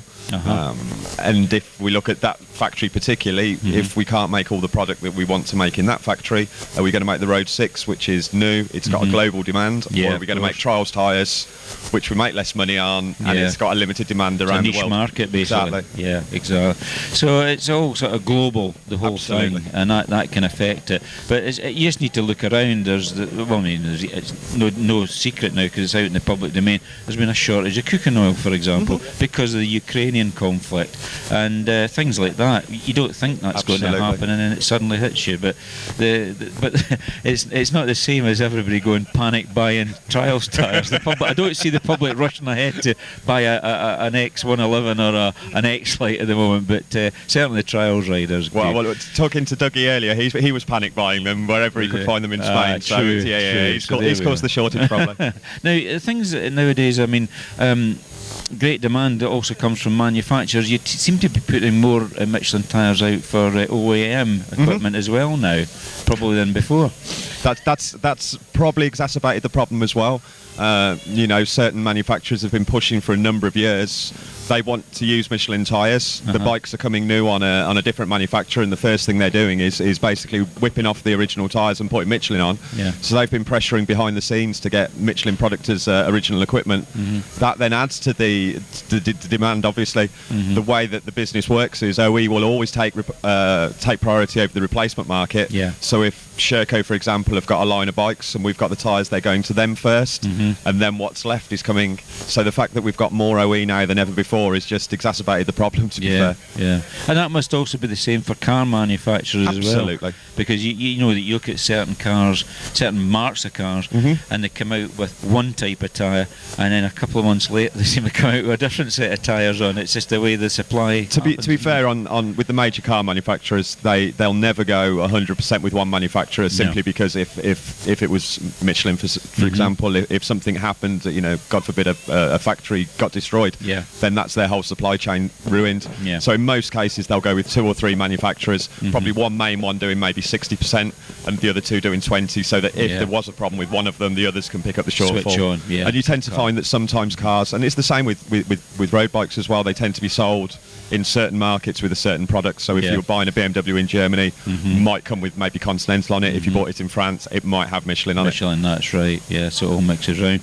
Now, that's great. You've sort of scotched the rumours, and that's very good news. So I'm glad to hear that, because obviously we want Michelin around in trials for a very long time, and they have been involved with trials for a long time as well. It's sad. Now, what's new at Michelin? What's happening with the company itself? Tell us a little bit about that. We're always looking at development. We have a 5-year plan into the future. To update ranges across, obviously, there's off-road, there's trials and all of those, but there's road racing, there's road tyres, scooter tyres, and we try and update normally probably 3 or 4 different ranges. Obviously things have been affected over the last couple of years with COVID, that set things back. This year we've updated our motocross range. We've got a new Starcross 6, which is 100% silica rubber, which is fantastic development in terms of grip. Talking about the carbon black shortage, carbon black is very important in tyres because it helps bind the polymers, but it works in tyres that get very, very hot. In tyres that tend to run very cool, off-road motorsport primarily, the silica works really well. Not so good at high temperatures, but certainly in the off-road world, the development there is massive for us. So we're the first 100% silica motocross tyre, and maybe that's where the development in trials will come in the future. Outside of that, we've got the Road 6, which is our market-leading sports touring radial tyre. Available in a GT version for the big heavy bikes and trail sizes for the new big adventure bikes. And then we're looking at some specific tyres for electric scooters that are coming through, lower rolling resistance to extend the battery life, because the market, whether we like it or not, seems to be going a little bit towards the electric in certain markets. And if we can make a tyre that grips but also offers an extension on the battery life, that's massive for us. Exactly, yeah. Because the electric vehicles, we're talking about the 2 bikes that are in this week, the electric motion. I'm not a convert yet to full electric cars, for example, because I'm not really convinced at the moment. But I like the hybrid idea, but I can understand where you're coming from with the lower rolling resistance and extending your battery range, probably even in that as well. And the silica rubber tyre, that's more in keeping with what we understand as a winter grade tyre for cars just now, isn't it? Yeah, it can be, yeah, so it's over a technical. Wet weather tyres, cold weather tyres, of course, absolutely. Right. Yeah, so that's good. Now, what's this thing I've been learning about or reading about, the shared mobility? What's that? This is a concept that we've been working on within Michelin for the last 12, 18 months or so. There's obviously, I have counterparts, brand managers for the different business lines within Michelin, and we all tend to work in our own little silos.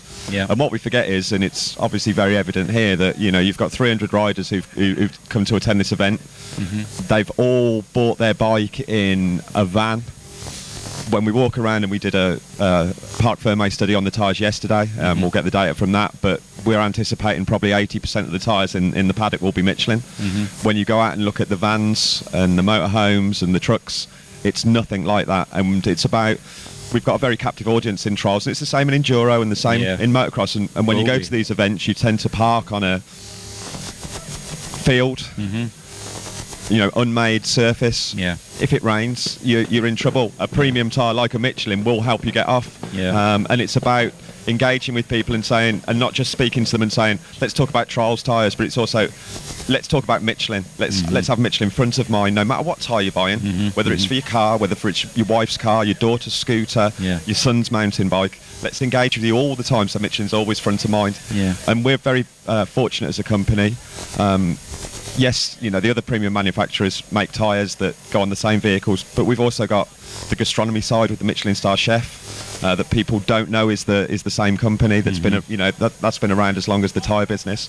We've also got some brand associations. You'll see Stuart's and myself are sporting a very nice pair of Etnies trainers. These are Etnies are skateboard shoes. And they make very nice skateboard shoes. The problem they had was with the soles, they had the grip, but they didn't have the durability, and the soles were wearing out too fast. So they came to us and said, can you help us develop a sole that maintains the level of grip but lasts longer? So now the soles on these last 3 times longer than the original soles. You get a nice little Michelin logo on them. So it increases our branding, because the people who are buying skateboard shoes probably aren't traditional Michelin customers. It's true. But they're exposed to the brand at a very early age.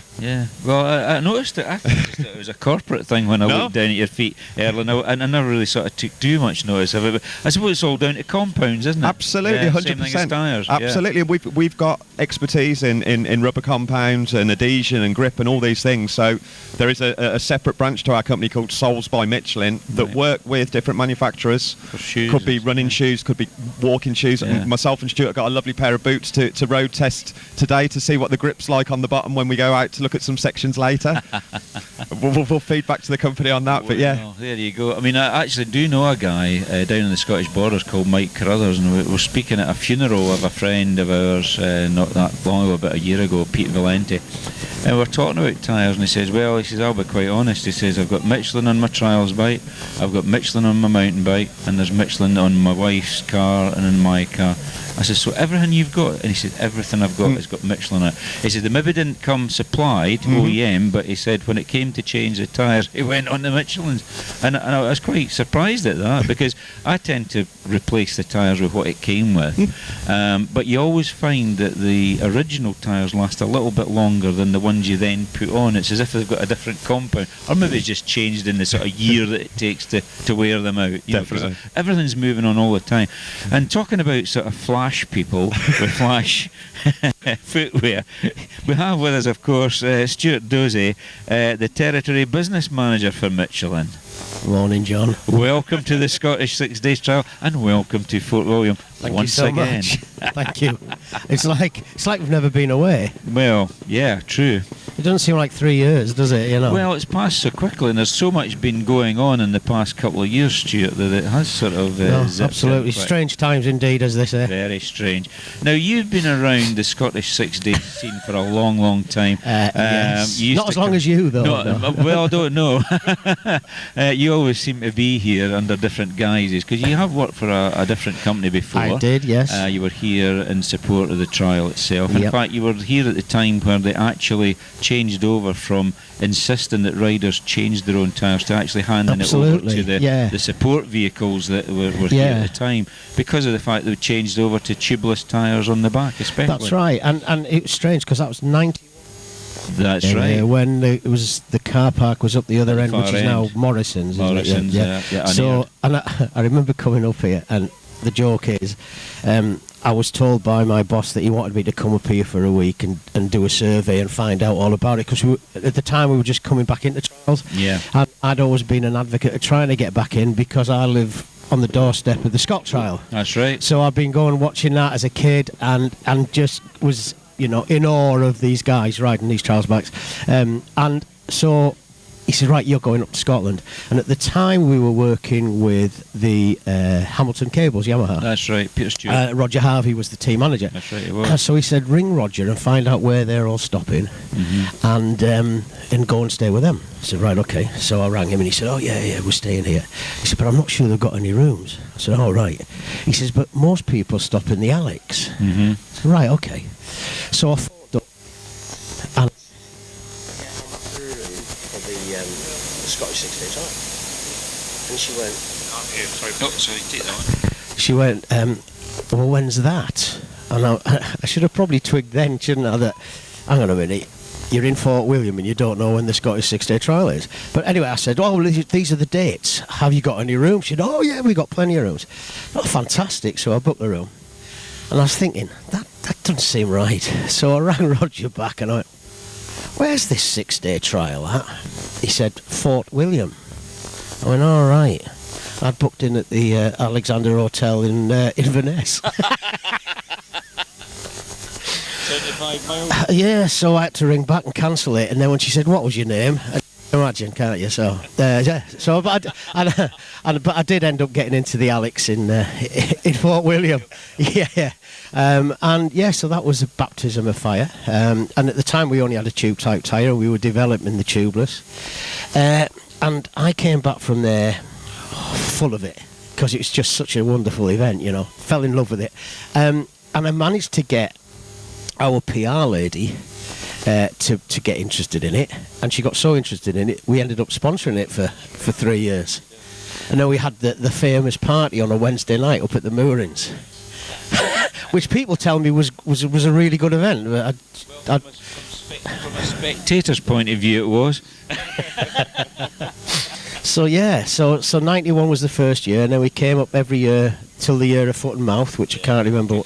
2001, and then there was a bit of a financial crisis, and everybody had to sort of pull back with their expenditure. So it used to cost an awful lot of money to bring that motorsport truck up here, and that was one of the first things that basically got axed. That's right, I remember that happening. It was a pity because it was quite a sort of showpiece when it used to sit here as well. Yeah, I mean it was wonderful because when you drove in up the road here, the first thing you could see was that big truck. Racing support, that's absolutely, right. yeah. No, and it was great times. I mean, I remember the year when there was the gale on the Sunday night and it blew the awning off and it smashed across the truck. It cost about £8,000 worth of damage to the truck. That used to be a sort of feature of the Scottish when the wind got up, the awnings would take off and these gazebos. And I remember there was one went right across the rock. It's sort of like a water walker type of gazebo. Yeah. It hadn't happened before, and everybody was amazed at that. And then it sort of went out into the middle of the loch, and then it suddenly just sort of slowly slipped between down the waves. Was that kind of like the first time somebody went kite surfing or something? Something like that. They got the idea from here. I think that was it. So, but no, I think you've had a lot of experience up here. I've had a lot of experiences. Yes, up here, you have, haven't you? So, what would be your most memorable one? That you can actually tell on radio, of course. Well, there's an awful lot I can't remember. Well, that's the problem. But there's a number of them. I think when Dougie won his first Scottish. Yeah. Was that 94? 94, I think it was. That was a good one. And I jumped in the lock, didn't I? That day when he won it. That's never going to happen again. No, not today. No. I've never felt water that cold in my life. I'll bet.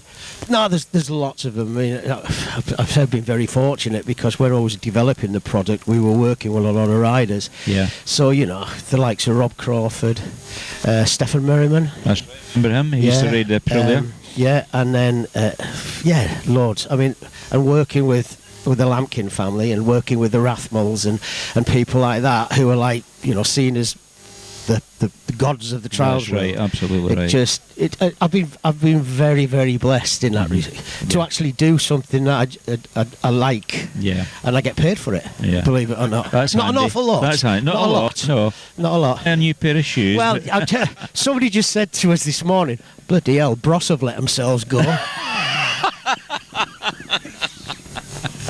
Well, you know, it's always good to have you at the Scottish, and obviously Andy's come along the last few years as well, and it's good to have a bit of inside line to not just the sport but also the supply of the sport. And let's be honest about it, we're talking about the new thing that's this year where the electric motions are being used for the very first time, and they need tyres. Yes. It's one of these components you can't do without. It's like an engine. Well, they've done without an engine. It's now an electric motor. But tyres, well, if there was no supply, there'd be no trial. You just can't run on rims. It's as simple as that. And I think it'll be interesting to see these. I believe they're actually on Michelin as well. Yes, they are. And talking about all sustainability, we're now working on sustainable tyres. And in MotoGP, they have a class called Moto E with the electric bikes. And the tyres that we use in that, 45% of the tyre is made from recyclable products. And we're eventually, for 2050, we're talking about all our tyres will be 100% recyclable. Or will be made from recyclable Right, products. that's always intrigued me, because even back at home we have some difficulty getting rid of tyres placed, especially bike tyres, because I tend to change them yourself. Recycling card doesn't take them now. Right. You've actually got to give them to a dealer who then, and you pay them a fee to take it away. Which I don't mind doing, but how do they? Well, we've got a company that we're involved with, Swedish company, isn't it, that they can basically take the tyre and take it back to all its original components and then reuse them. And obviously that's the future, that's the way it's going to go. It's a slow process, but yeah, I mean, we're now making tyres that have been polystyrene and plastic bottles. Companies recycle that into a form that we can then use. And yes, yeah, that's interesting. That. Well, that's what it's all about now, is sustainability and reusable. Yes, yeah. Once a tyre was inventive with it, so that's great.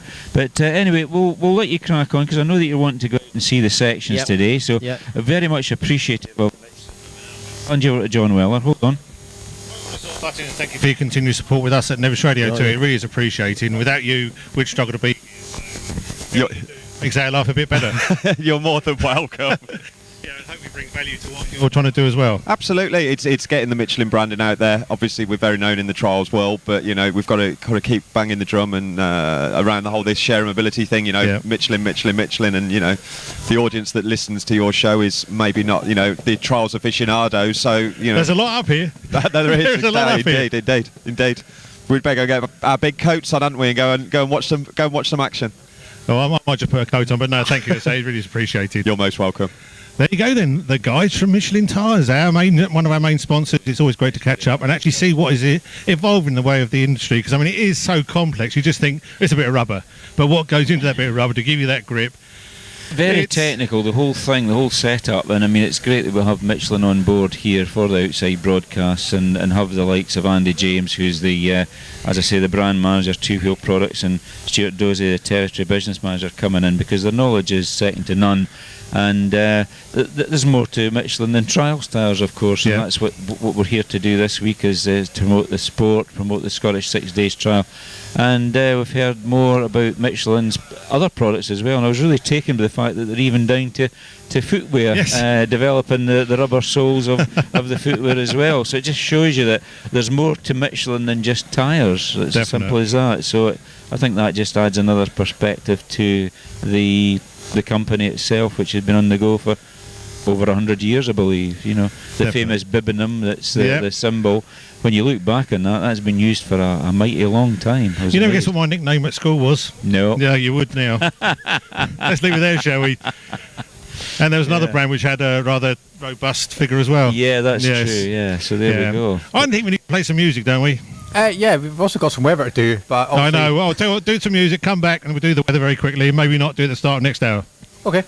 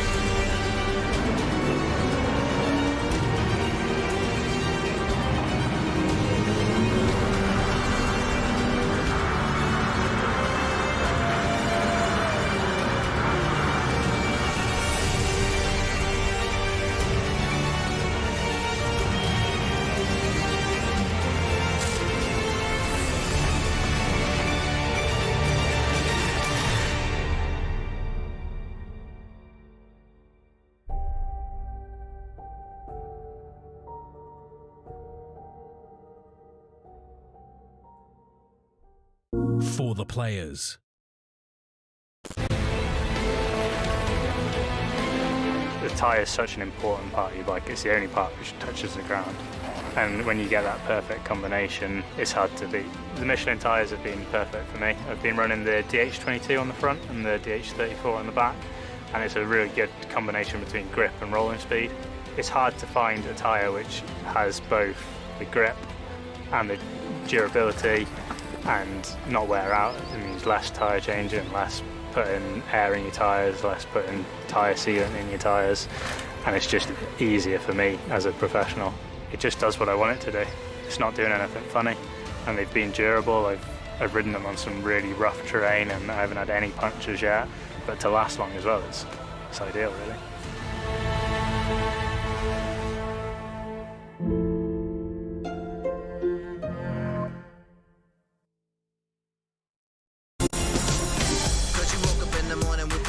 To move, so I make it harder.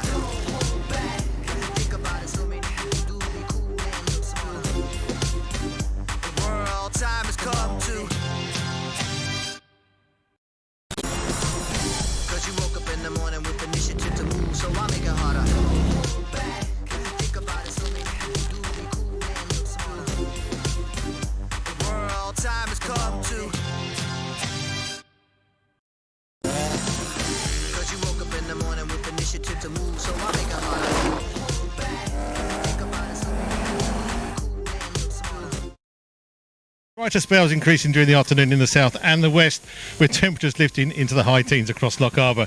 Your maximum high is going to be 17 degrees centigrade, 63 Fahrenheit. I will smile at camera tonight. Some late sunshine. Best of this is going to be towards the southern end of the Great Glen. Otherwise cloudy with some light showers. Winds are going to be light and variable, and a minimum overnight low, 3 degrees centigrade, 37 Fahrenheit. That is your weather. That was today's weather on Nevis Radio. Brought to you by Thistle Access. And Mr. Moffat's run away, as he always does. He's gone down to catering. You're not listening, are you? No, he's doing something else. Are you there, Si?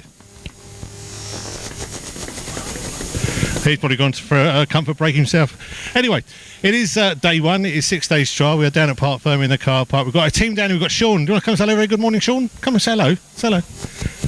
Hello, how are you? You're on camera one. Camera one, I'm on camera. Aye. Yeah. Dan's on camera two. Yeah. Dan, he can't do a picture of himself. Come, Dan, come here. Come and say hello. Stand here. Come just very quickly. People need to know the team. Good morning. Good morning. You normally do Saturday breakfast show? Normally. Out all this week doing camera work. Aye, much better. Is it better? Better than speaking? And playing your type of music? Oh, yes. He got a good selection of music, hasn't he? It's different.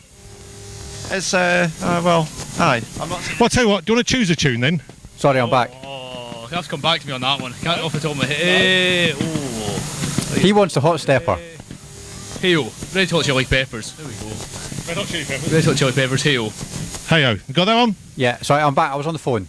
He was on the phone? I had a gent on my phone up asking how he could watch, so I had to just talk him through that. So, well, Mr. Moffat's left Parc Ferme. He's gone for an amble, which means by the time he gets ambushed by all the ladies going down there, then yeah. Yeah, okay. I'll tell you what, then, how about we catch up for some adverts and all that kind of business? Yeah, that sounds a plan. And so play that tune for Dan. Yeah, we can do that. Then come back to us, and we might have a cup of tea by then. Ooh, cup of tea. Good luck I with need that. a coffee. Coffee, yes, it's that time of day.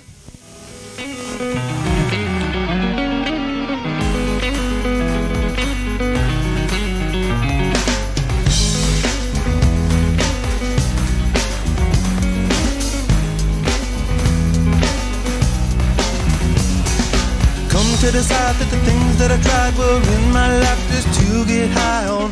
When I sit alone, come get a little known, but I need more than myself this time. Step from the road to the sea to the sky, and I do believe that we rely on. When I lay it on, come get to play it on, all my life to sacrifice. Hey, oh, listen what I say, oh, I got your hey, oh. Now listen what I say, oh, oh. When will I know that I really can go to the well once more? Time to decide on. When it's killing me, when will I really see all that I need to look inside? Come to believe that I better not leave before I get my chance to ride. When it's killing me, what do I really need? All that I need to look inside. Hey, oh, listen what I say, oh,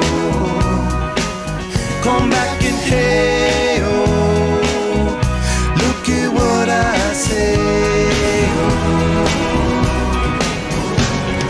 The more I see, the less I know, the more I like to let it go. Hey, oh, whoa, whoa. Deep beneath the cover of another perfect wonder, where it's so white as snow, privately divided by a world so undecided, and there's nowhere to go. In between the cover of another perfect wonder, and it's so white as snow,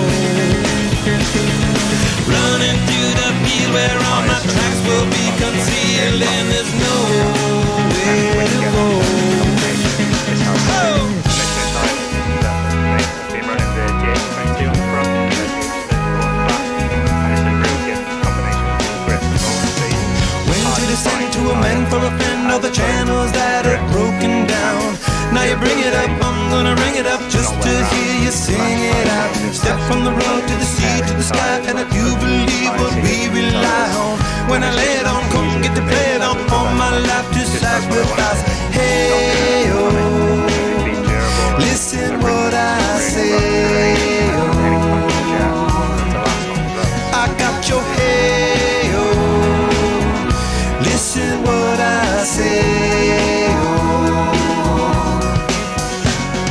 The more I see, the less I know, the more I like to let it go.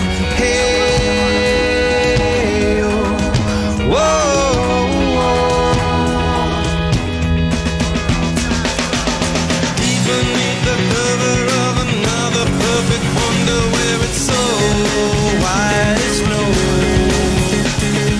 privately divided by a world so undecided, and there's nowhere to go. Deep beneath the cover of another perfect wonder, where it's so white as snow, running through the field where all my tracks will be concealed, and there's nowhere to go. I said, hey, oh yeah, oh yeah.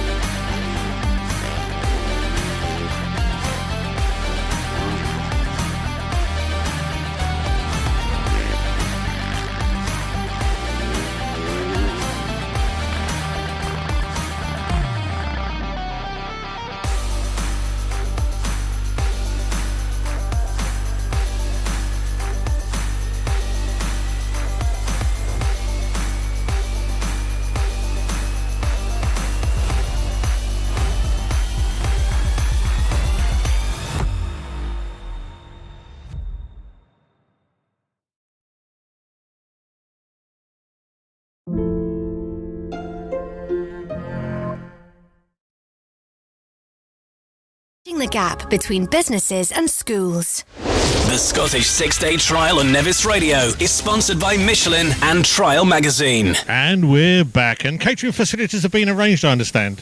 Yes, they certainly have. We're going to get our catering supplied through the Crofter Bar, Mr. Dale, Monk and staff, so thank you very much. I'm just about to take an order down to them. Order. I can't say things like that, can I, at the moment? No, can't mention. Is it wise you going to get cups of tea? Because you'll be like forever. Yeah, it's taken half an hour to get the confirmation. But I was setting up a deal just at the moment, so that takes a bit of negotiation skills, you see, so it's all technical stuff. Setting up a deal, negotiating beverages, very important stuff. Yeah, it is, and I've had a request. We can maybe play a request later on.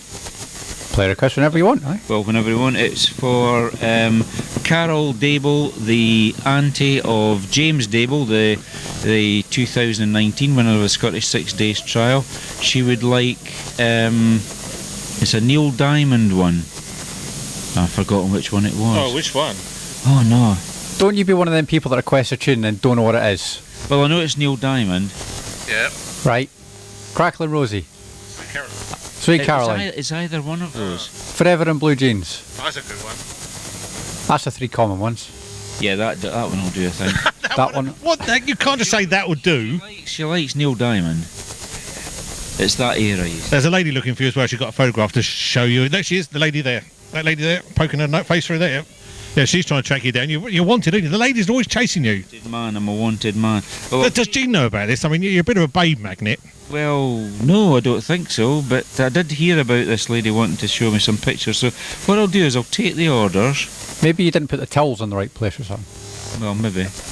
I'll take the orders and then I'll go see her about this photograph. You know what I mean? Nudge, nudge, wink, wink. Hey. Yeah, I do. You can't walk in front. Hang on. Well, this is so unprofessional. He's not been to the sort of pre broadcast talks, has he? No. He's just gone off on one.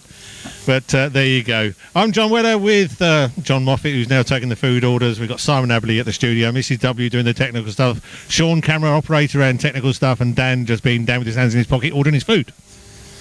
Well, it's a useful thing to do. Yeah. While they're doing that then, she'll play some Neil Diamond, and that'll bring us back up to date, and that should leave you a bit of time before 10 o'clock news. Yeah, and then we'll give a bit of a chat about how people can get in contact with us and be interactive, which will be pretty cool. Sounds like a plan.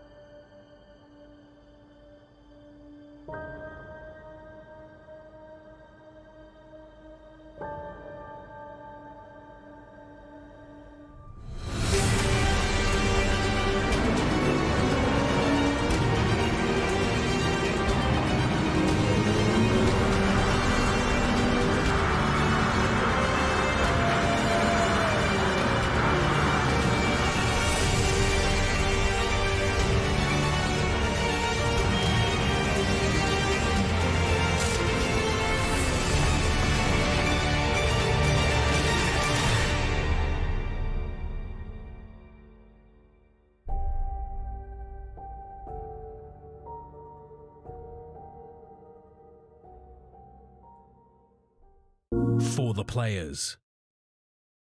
The tyre is such an important part of your bike. It's the only part which touches the ground. And when you get that perfect combination, it's hard to beat. The Michelin tyres have been perfect for me. I've been running the DH22 on the front and the DH34 on the back, and it's a really good combination between grip and rolling speed. It's hard to find a tyre which has both the grip and the durability and not wear out. It means less tyre changing, less putting air in your tyres, less putting tyre sealant in your tyres, and it's just easier for me as a professional. It just does what I want it to do. It's not doing anything funny, and they've been durable. I've ridden them on some really rough terrain and I haven't had any punctures yet, but to last long as well, it's ideal really.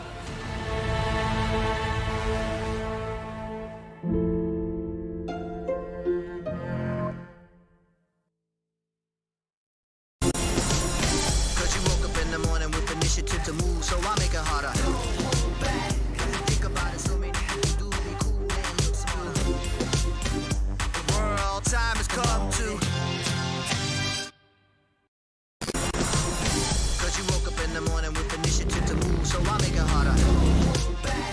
Think about it, so many people do be cool and look smart. The world time has come to.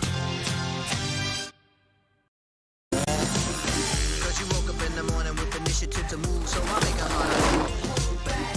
Think about it, so cool and look smart.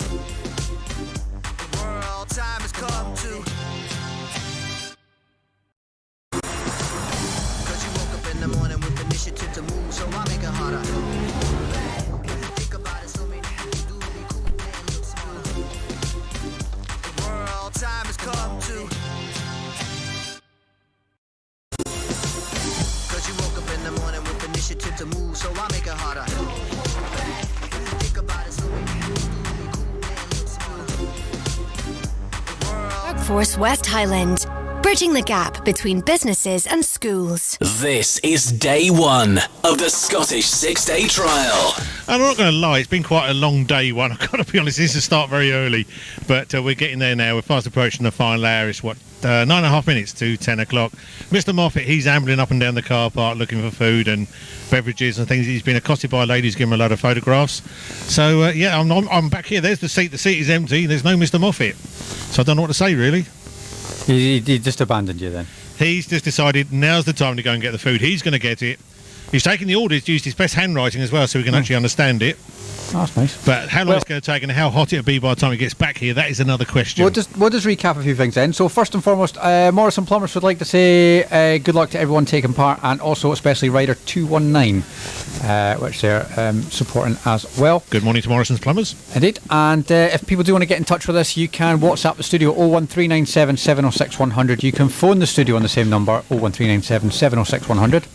You can text us, put Nevis at the start of your text it to 82228, and all text charged at your normal network rate for that one as well. You can find us on Facebook at Nevis Radio Official. You can tweet us at Nevis Radio. You can email us at studio@nevisradio.co.uk. There's a whole host of ways you can get in touch. And of course, you can take part in the live chat box we've got on the YouTube feed as well at youtube.com/Nevis Radio Official. We can even come down and pass bits of paper through the ratings, which seems to happen quite a lot down here. Yeah, you can do that if you're old school. And we've also got the competition going, which is quite good. I've not got the questions in front of me because he's hidden those somewhere. He's hidden those. Yeah, I've got a list of people who've got it right so far. So I'm just trying to see. He's got bits of paper. I'm trying to work out his system. I don't know. I think we'll just wait until he comes back and do it in the next hour. Fair enough. But no, do please get in contact with us and say, share your pictures, share your videos you're out on sections, and let us know what you're enjoying. Listen, if you are out and about on sections today, if you can tweet your videos and put the hashtag SSDT2022, we might actually get it into tomorrow's footage as well, so we can give you a wee shout out for that and show your view on the trial to the world. Wherever you're listening around the world, we can share it with you, which is what we'd like to try and do here at Nevis. Which is all good fun. And tomorrow, of course, we'll be catching up with some of the riders, finding out how it's gone for today, get the results in. We'll have a catch-up with the course as well later on when John gets back, showing where the best places to go and observe are and what sort of terrain the riders are going to be going over. I say it's not a bad day, apparently, for trials riding, but if you are out and about, do remember the fire risk, certainly in the moors and things like that. Indeed, and I think going from previous years, obviously, please do park with a bit of care, wheels off the road, all that kind of stuff. Absolutely. Yeah, no, we like to have the trials here, and we just play a very, very small part in it, but obviously organisers, they want to come back. Landowners and the police and all the other services, they've got to have the right access as well, so do please keep those drives and roads clear. Just like that. Okay. Yeah, we've got the refuelling team there here again, so hopefully catch up with them, find out what their job's like. They do it through the army, and they do that every year, and it must be a logistic nightmare to get the fuel. And what's that costing now to fill up all this during the week? How much has it gone up in the last 10 years? I was going to say we'll maybe have a look at that at some point through the week and find out exactly what it costs to actually fuel a SSDT trials bike now. I don't know how many litres the tanks hold. I know some have, they'll have like a spare tank on the front for the longer sections they put on. Not many of them on today, but come the longer sections, they have like a reserve tank on the front. Okay. Because I think they use quite a lot of fuel up on the roads rather than actually on the sections themselves. That's my limited knowledge of this sport. Somebody said, do you know much about the trials? I said, only what I've learned from Mr. Moffat and listening to Nevis Radio in about 13, 14 years. Yeah, pretty much the same for me, I'm afraid. But I do have an interest in bikes. I love bikes, and so you sort of grew up with them as long as I could. And old age and I suppose fear of my safety has sort of put me off them now, but yeah, that's what it comes about. There you go, isn't it? Yeah, okay. four wheels. But no, so it's Nevis Radio. Hopefully you're receiving us loud and clear wherever you are listening. And so we've got the camera team out here, so you should be getting good pictures of people leaving the Parc Ferme, the riders. I think we're up to about 146 at the moment going off. I know most people probably wouldn't really know or think about these things, but we've invested in some new equipment for this year, and our cameras do look lovely on the screen. Yeah, because I've got a little monitor here I'm looking on, which is a bit glary, but I'd love to sort of see what it does look like in the full HD. Yeah, so you can ride 146 is up there right now, and he'll just be off on his way. I'm assuming it's a he. Camera operator's nodding, that's always good. And likewise, if you are heading out to sections today and you want to continue listening to us here, you can get us on our Nevis Radio app, available for free on iOS and Android. You can download that and you'll have a direct link straight to us here at the studio. Yeah, and so you did mention the FM feed now goes right out to... Yep, you can get us on 96.6, 97.0, 102.3 and 102.4. So that covers Fort William, it covers the Ballahoolish area through Glencoe as well on 97.0, Kinlochleven, all around the area. So you should be able to get us throughout where all the sections are today. Yeah, and of course out to Skye that way. If you're going out there, you are heading out for which I think later on in the week they go out that way, don't they? That's right, yeah. All good stuff. No, it's all exciting stuff, and it's great to be part of this. Well, do you know what? Can I request a tune, please? Oh, I don't know. Are you going to request something good or not? I'm going to ask for some glam rock, a bit of Sweet. And Blockbuster. Right. Just talk amongst yourself for a minute. Well, it's a great band. It's already predominant through the 70s. They're still touring, actually. I had a chance to go and see them a couple of years ago. Then it got cancelled because of COVID, but they're back on this year. I think they're playing Glasgow in about August, July, September. What do you want to talk about? I don't know, but put it this way, you're going to leave me with like 40 seconds, so I'm going to hang you out to dry for 40 seconds. So we keep talking. I'll tell you what, we're up to 19.7 degrees now. 19? Really? That's in the shade. 19 in the shade. Nah, that's got to be a lie. No, We're just going to verify. We've got 2 here. We're just going to turn the other one. 17.61 is saying, but so let's go for 18. We're on 18 degrees then. You're going for 18 degrees. All right. Yeah, we're going for the middle. We've got the 2 new timepieces. Well, just to say, I'm sat in a lovely 22.5 degrees temperature control studio, so I'm comfortable. Yeah. And did you get anything brought in by Mr. Cedric? Did he bring you? He brought me some chocolate, and obviously I'm not eating that just now. What are you going to do with that then? Have you binned it? I'm going to look at it. Oh. I might eat it at some point, just not now. Anyway, right, taking us to the news. Your request of Sweet.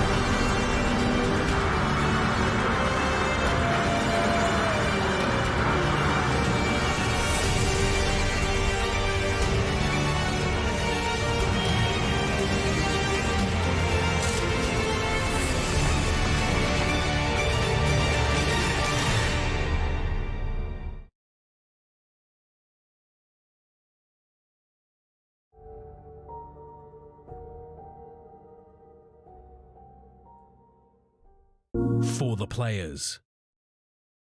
The tyre is such an important part of your bike. It's the only part which touches the ground. And when you get that perfect combination, it's hard to beat. The Michelin tyres have been perfect for me. I've been running the DH22 on the front and the DH34 on the back, and it's a really good combination between grip and rolling speed. It's hard to find a tyre which has both the grip and the durability and not wear out. It means less tyre changing, less putting air in your tyres, less putting tyre sealant in your tyres, and it's just easier for me as a professional. It just does what I want it to do. It's not doing anything funny, and they've been durable. I've ridden them on some really rough terrain and I haven't had any punctures yet, but to last long as well, it's ideal really.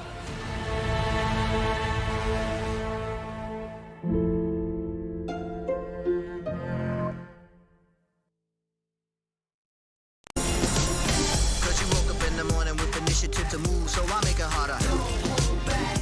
Think about it, so many people do be cool and look smart.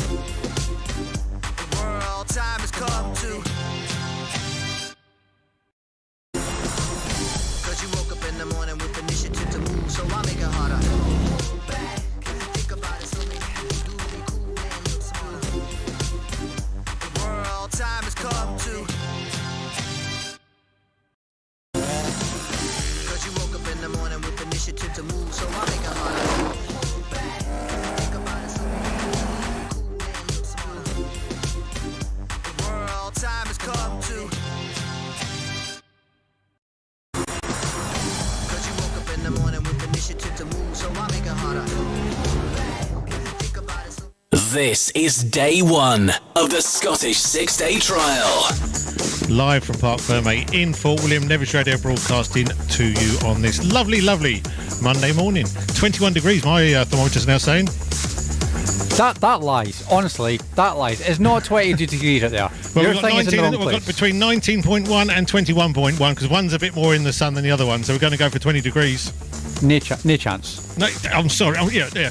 These do not lie. I mean, you've got to take technology at its best. Right. I mean, that is it. They'll cut to it in a minute. Come, Mrs. W, wakies. She's not going to go, is she? I'm going to get arm ache in a minute, or drop the clock, one or the other. There we go. Yeah. That proves we're live. There's your time. There you go.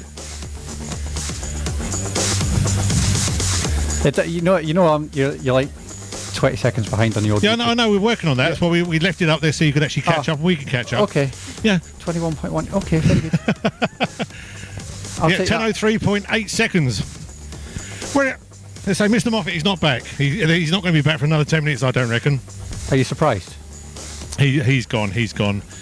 But so we're here all week from 7 o'clock in the morning right through to 11, right through till Friday. Then from 7 till probably 12:30, 1 o'clock on Saturday. Is the plan until the very last rider leaves Parc Ferme. And we started at number 1 this morning. We are up to number 155 up on the ramp right now. And so we'll be here till 11 o'clock. So we should get into the 200s, I thought, just. Okay. Which is my sort of prediction.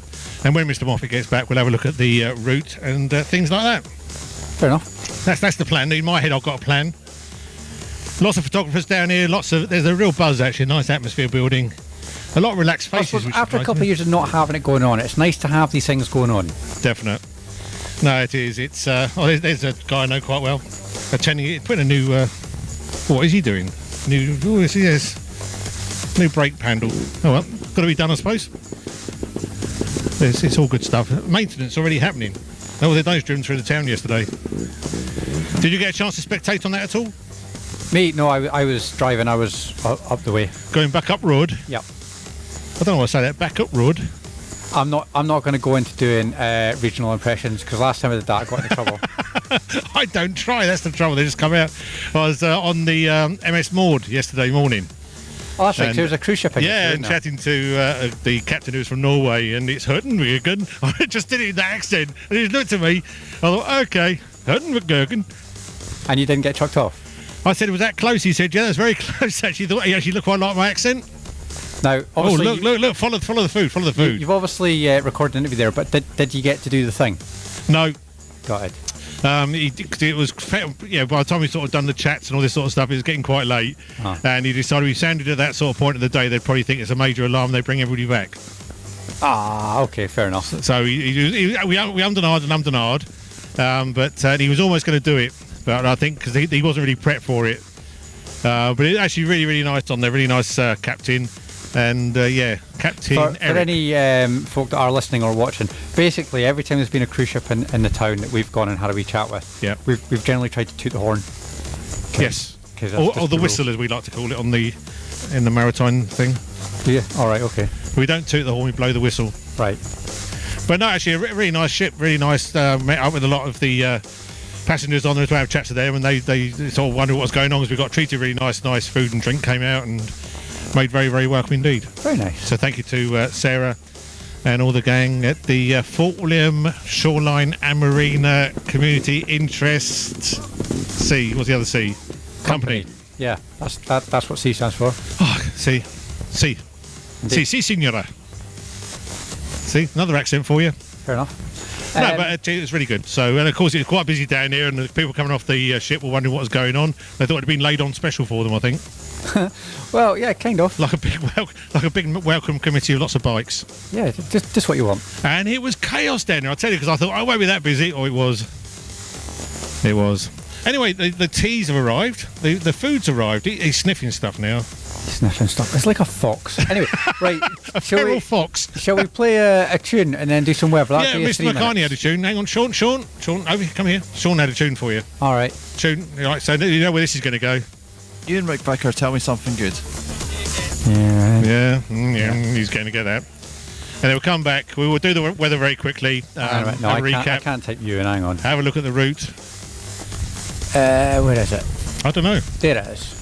Sorry, I'm getting the hang of typing words properly. Okay, right. We'll play that and then do some weather and then we can go from there. Yeah. No worries. Here we go.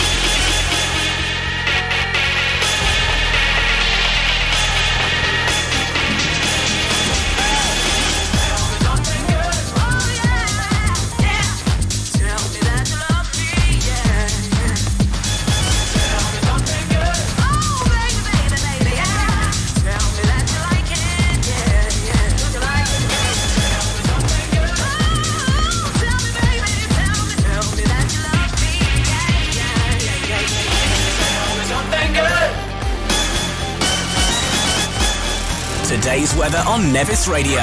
Brought to you by Thistle Access. Right, here we go then. Mainly cloudy days with some scattered light showers. Brighter spells increasing during the afternoon in the south and west. Temperatures lifting up to 17 degrees centigrade, it says here, 63 Fahrenheit. At the moment it's about 20 degrees in Parc, so that's not bad. Tonight some more late sunshine, best towards the southern end of the Great Glen. Otherwise cloudy with some light showers about. Winds are going to be light and variable with a minimum overnight low 3 degrees centigrade, 37 Fahrenheit. That was today's weather on Nevis Radio. Brought to you by Thistle Access. Now I'm sitting here with a microphone in one hand and a sausage and egg roll in the other hand. Right, well, I'm going to take issue with your temperature gauge because I've been told from other people that are listening it's 11 degrees at their house. Well, it might be at their house, but one's in the sun, one's in the shade here, so we're sort of getting a balance. Right, well, the one in the sun's obviously being microwaved or something then. Well, it's 22 degrees in downtown Fort William today, which is an all-time record, I would think. Yeah, we got food and drink. Well, there is that, but the temperature's 22 degrees. Well, that's what it's saying, yeah. It's not. No. You're in. It's in the sun. No, we're not making it up, man. Why would we lie? The time's right. Just because the time's right, it doesn't mean the temperature thing's right. It is. It is. I think Sean might have been laying on it and make an egg or something. I don't know. Something's going on. Yeah. But anyway, no, thanks to the catering team for the food and drink. Yeah, the Crofters Bar in downtown Fort William. Mine host, Dale Monk. Thank you very much for the catering this morning. I'm not eating anything, you see, I'm on a very diet. Good. But yeah. we've got to look at your satchel in a minute, see what we've got in there. Well, I'll have my lunch in there, I would imagine. Yeah, that's what we need to find Oh, out. You need to find out what So we you're need to having. know. And Well, we have a route update very soon as well. I can do that, okay. I can do route update, I can do my lunch. I just can't eat very much. Well, you had a big breakfast, I'm assuming, the full cook. I had the breakfast, yes, but I've got to be careful because I've got something that I think they call a clicking jaw, would you believe? Isn't that what You can't snakes use it a have? lot, I'll give you Look at, that. well, I think it's maybe overuse, you never know, but there we go. But I've got one anyway, so somebody I was just speaking to, well, it was not just anybody, I was speaking to the former secretary of the Scottish 6 Days Trial, Mika DeVos, and she said, you better get it looked at. So I don't know whether a local garage could look at my jaw or not, I don't know. I'm sure you'll have a sponsorship deal somewhere. I don't know about that. Maybe if Dr. Sedgwick was, or Mr. Sedgwick was still operational, he'd have had a look at it and told me what was wrong. And it might go away, it might not, you never know. Well, I tell you what, I think we should do a tune. We haven't had a country tune. Have we got one on the system anywhere just lined up? And now we've got no country on the system. Right, I tell you whatsoever. what, the Shires, I think it's B-list. Do you know what? That's actually the one that's lined up. Great tune, love it. It's a great album too. It's called 10-Year Plan, the album, well worth checking out. And we'll play some Shires for Mrs. W. Come back, we'll have the route update and see where we are down at Parc Ferme, if that works for you. Really rough terrain, and I haven't had any punctures yet, but to last long as well, it's ideal, really.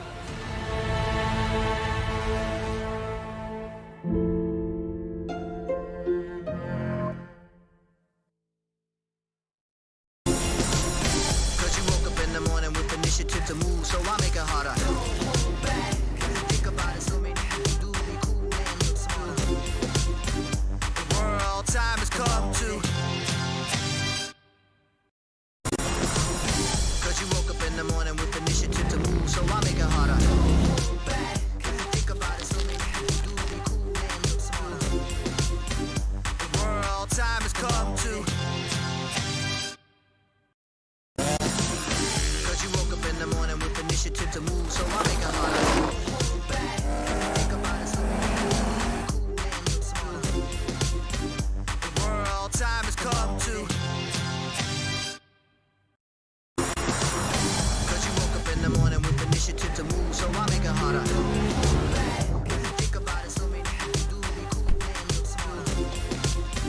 The world time has come to.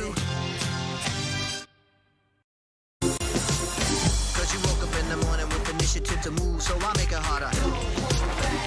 Think about it, so many things do be cool and look smart. The world time has come to.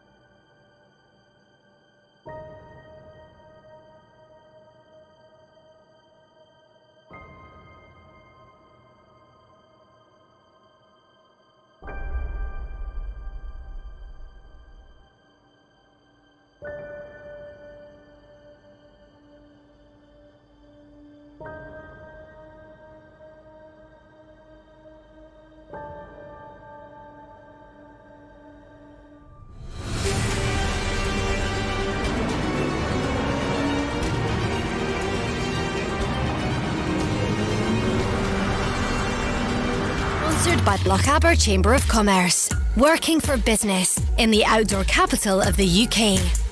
This is day one of the Scottish 6-day trial. And thank you very much to all our sponsors, Michelin Tires, Trial UK Magazine, Thistle Access and Lochhillnet for making all this possible down here this morning and all this week. And the Hire Centre. And? The Hire Centre. The Hire Centre, yes, mustn't forget the Hire Centre. I'm going to have to write all this down. It grows, doesn't There's it? so many helping us out, but it's really appreciated. And also the Crofter Bar, Dale Monk and the team down at the Hub, which is where you get all the grub. Keeps us happy, doesn't it? Keeps us happy all day long. Food and drink. Look at the smiley faces now around the place. It's just, you just cheered the place up, Dale. Thank you. Fantastic. Just some balloons next time, isn't it, really? Yeah. Balloons and a bit of bunting, we'll be there. Well, while you're at this point, I've got another John message on our YouTube feed asking, hang on a minute, I'm struggling to read because it's far away. Riders 176 and 178, they're supporting them, they're actually watching from... They're right here now, they're right in front of us. Are they? Yep. We get them on the camera? I don't know, the camera operator would be quite good, wouldn't it? That was 176 and 178. Yes. Yeah, 176 is behind 177. Yeah, 177's, that's Ben Hemingway, 175's Dan Hemingway, 176. He's bogling about on the ground at the moment, looking for something. Okay. Probably dropped a half There crown. you go. There you go, the face. Number 176 and 178. Just moving up, ready to get started in about 4 minutes or so. And who's that from? That's from John Bannister. He's in is it Colne? Colne? I'm not sure how you say it. Colne. There, yeah. Colne in Lancashire. That'd be the one. Yeah. Well, you couldn't say Lancashire, is that your problem? I don't know where that is. Well, Lancashire's down south. I know where Lancashire is. But that other place. Also, Drew's watching from New Zealand, so I think he wins the title of the world's furthest away person watching this at the moment. Furthest away, the most distanced listener. That's the one. Or viewer, good. in this case. Very good. And the day here today, they've opened all their boundaries now after COVID. They've been locked down, so I think today's the first day they've got total freedom back there. Yeah, that's true. They've been locked down on and off. They started off very well, kept out the contagion, and then everything just went a bit downhill after that. Yeah, but all caught up with them, but there you go. It seems to catch up with everybody at some point, which is one of those things. But we're here now. I mean, we've got our way through it, haven't we? Yeah, it's great at to the be moment, back anyway. after a 3-year semester. 2 year, 3 year? Well, I think we've done it for 3 years properly. 3 years properly, yeah. So that's it. Back again at Fort William. I was going to say sunny Fort William. Sunny, well, the sun's slightly gone in. Overcast Fort William, but good riding. We've dropped weather. down slowly. It's actually almost quite a freezing 19 degrees now. Ah, yeah, it's coming. Apparently, down our now. temperature reports are giving people shivers. I bet. Yeah, you like that. No, but exactly. But if you're wondering what we are Nevis Radio. If you've just tuned in to us, we're a community radio station here in Fort William. I'm John Weller. John Moffat is the expert. Well, I'd like to think so. The guru. Well, I know a little bit You more are the than trials you guru. do. Technical back at the studio, Simon Aberley pushing buttons, making sure it's all working so you can hear us. Sean McCartney making sure you can hear us this end, pushing buttons and doing a bit of camera work. And Dan the man is another cameraman with his hands in his pocket, just had his food, and I think he's given up really. Dan the cameraman. Dan the cameraman. And Mrs. W. In the outside broadcast One of the unsung unit. heroes. If you're watching us on the streaming, all that sort of stuff, sure, you're getting the pictures as well as we can possibly do it and playing all the little commercials we've got thanks to Michelin. While the music plays, so we don't get infringement of copyright. Ah, it's true. Because although we pay our licenses, YouTube have their own rules and regs. Apparently so. That's all. I think that about covers everybody done it right now. It does. I tell you what, well, we've got a bit of spare time and you're kind of in the middle of stuff. John, do you want to recap today's competition question? Because we're going to have to draw this. I couldn't find any bit of paper. Yes, the competition questions for today, there's 2 of them. So there's 2 chances to win a Michelin goodie bag and umbrella. What's in the goodie bag, do you know? No, I haven't looked in the box yet. So I'll have to go and look What's at that. in the box? Open the box. What's in the box? Goodie bag and umbrella goes to the winner who tells us what tyres does Dougie Lampkin use. And the second question is, who won the 2019 Scottish 6 Days trial? That's the questions for Monday, the 2nd of May. There you go. I could ask who won the last time it was run. You could actually. But I won't. Right, we were going to do a catch-up on the old route. Was that the plan?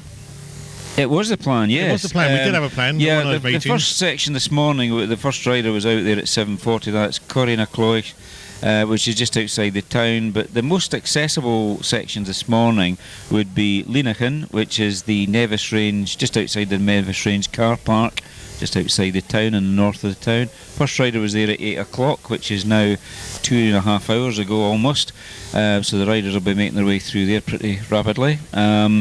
The next section that would be accessible would be down at Kinlochleven, up the Dam Road from the village, Corrie Moher. There's 3 sections there. The first rider is due there in about, let me see now, 3/4 of an hour's time, hopefully, 11:10. So Corrie Moher's doable if you fancy a brisk walk. It's quite near Pipeline. It's just a bit further up the Dam Road than Pipeline is, if you know where Pipeline is. The best sections are in the afternoon. 11:45, the first riders will appear at Group H, which is Garbeen, just outside Kinlochleven on the south road out of Kinlochleven. The locals call that the German road because it was built by German prisoners of war in the First World War. So first rider at 11:45 at Garbeen. A little bit further along the road, Cameron Hill. There's 3 sections there, Group I. First rider there at 11:57. But the main spectator sections of the day, there's 5 subsections at Lagnaha Farm, or just off Lagnaha Farm, down at Kintallen on the road to Oban. So you'd have to go down the A82 as far as the Ballachulish Bridge, take a left at the roundabout, make for Oban, and Kintallen's a few miles down the road from there. So that would be the main spectator section of the afternoon. Is it a fairly easy one for the day one? Is that the way it would be planned? Is that the wrong sort of thing to say? Difficult to say because the sections that have been in before have not been used for a couple of years, so they will be a bit slippy. So because of the length of this event, it's not possible for the organisers to brush sections or take the slime off the rocks. So the first runners, the front runners, will find it a bit of a slippery day today. But normally the organisers tend to not make it easy on the Monday, but don't make it too hard from the point of view it just breaks everybody in. Then it gets a bit more serious on the Tuesday and Wednesday, and the trial really kicks off sort of midweek. That's when you start to get maybe the definitive leaders, etc. So that's how it tends to operate anyway. It must be quite daunting. This is your first time doing the 6 days, which there must be a few riders around here haven't done it before. Yeah, that's you quite a must be lot. wondering what you're letting yourself in for. Yeah, well, it's very important to not look at just videos of the Scottish 6 Days trial, which is fine and dandy, but you've really got to get up here and make your way around as much of the course as you can to see what the sections entail. The difficulty, of course, is the fact that a lot of the sections are not accessible to the public or spectators because of the remoteness. And in some cases restrictions placed on the use of the ground by the landowners and tenants, etc. So what I did, which is a long time ago, was the year before I rode it, actually observed at the trial to get a better feel for it. I was encouraged to do so by my late father, who'd also did exactly the same. He observed in 1951 and 52. Before he actually rode it twice in 53 and 54, and he said, no, that's the best ground, and get out, especially on a bike, and observe, because even in those days you weren't allowed really to follow around the course. So that's what I did, and that's probably the best way, but it's not always possible to do that, because year on year there's the hardy annuals of observers come back to officiate at the event, but certainly see as much of the trial as you can, because it is, the Scottish 6 Days trial is a very gruelling event, can be even more so when it's bad weather, and there's quite a few people have taken on the challenge without actually knowing too much about the event, and then got a shock even on the first day, you know. No, I can imagine that. And who's actually in charge of this? Is that the clerk of the course? Is he the, or she? Yeah, ultimately the man that's, in this case a male, that's responsible for everything to do with the event is the clerk of the course. This current incumbent of that is Mr. Horn from Perth. He's done it for 11 successive Scottish 6 Days, and he's apparently retiring this year, and that will be handed over to someone else, probably at the meeting later in the year. Do they do it on a regular rotation so they get fresh people, or is it how long somebody wants to do it? Well, it has varied. When you actually look back the history of the trial, it's Clark the course, there was going back into the sort of 50s and 60s, there was a combination of people swapped over. There was Jeff Smith from Edinburgh, there was Johnny Graham from the Edinburgh area, Eric McNamara, Norman Edgar. Norman Edgar had quite a long stint at it. He was on the committee for 32 years. And then after Norman Edgar, he stopped being the Clark the course, and that was when Willie Darling took over, and he did it for several years before his son-in-law Mark Whittam took over, and then he moved on to chairman of the Scottish 6 Days Trial Committee, which he still is involved with, and Jeff Horn from Perth, he took over 11 Scottish ago. It must be, well, that must be something like 13 years ago then, it would be, wouldn't it?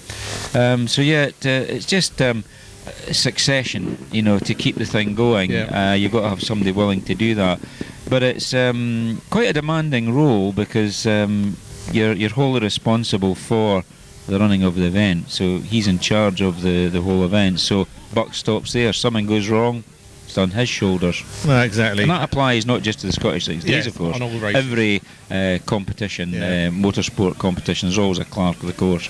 I think you were down getting the beverages, and we're chatting about fuelling and refuelling. I mean, that's a whole new game, isn't it, really, and how it's done, and it's quite a responsibility to get that in the right place and have the right there's fuel. a logistical situation. That's the word I was after. Yeah, logistical. Part of the British Army have done it for quite some years. There's been two different parts of the army, I believe. The first one packed in, and just after the 2002 trial, they said they couldn't do it anymore because they were using it as an exercise called Operation Highland Trot, and apparently that was based on refuelling tanks out in the field. All right. And then, of course, they don't do that anymore. Don't ask me why. It's obviously a military thing, but they stopped doing that, so they couldn't justify doing it further. So a different part of the army took over for 2003, that would be, and they've done it ever since. But there's also not just the moving of fuel around, which is obviously Highland flammable liquid. There's also licensing for moving fuel around, because when you see a road tanker coming into the local petrol station or filling station, there's a whole raft of regulations cover that, and all the tanker drivers have to go through courses, fuel handling, fire retardant, all that sort of thing all comes into it. So but there are people that can do it professionally, you know, commercially. It's not the only reason the army do it is because it's I think it's more to do with ease, you know, because the army have got a lot more access than possibly the private companies could have. But certainly it could be done by a private enterprise, but of course there would be a cost involved in that. No, I think I see it. And this is going to be a pretty silly question, but the two-stroke engines, obviously, you've got oil which goes in that. Do some manufacturers prefer a certain oil to go in that, or is everybody riding on the same mix? What happens at the Scottish 6 Days is the lubrication oil that's mixed with the pump petrol. That's provided by Putylene lubricants. So every rider uses the same. Every two-stroke is running on Putylene two-stroke mix. Now the difficulty nowadays is that the Vertigo machine is a fuel-injected two-stroke. Most of the bikes are, or the two-stroke bikes are carburetor, but the Vertigo in particular is a fuel-injected two-stroke, and that runs in a very weak mixture, something like about 80-1 or whatever. And they're mixing this fuel oil ratio at 50-1. So they're having to run on a pretty rich oil mixture. Now, the more oil you put in bike's mix, that actually makes the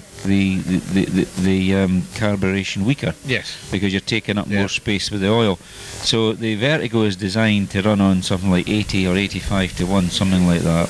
Very, very low amount of oil, which actually is good for the environment because you're not burning oil, you're burning more fuel. But they don't seem to make an allowance for that. So these bikes are actually running on an over-rich oil fuel mixture at the moment. The four-stroke's totally different. That's neat petrol. But of course now we've got the added complication of the fuel in the UK is now being upped with the ethanol element from E0 in some cases, but no ethanol, up to now E5, which is your super unleaded. I'll not mention any particular brand, but super unleaded, call it. And your standard unleaded, that's running at E10, which is 10% ethanol.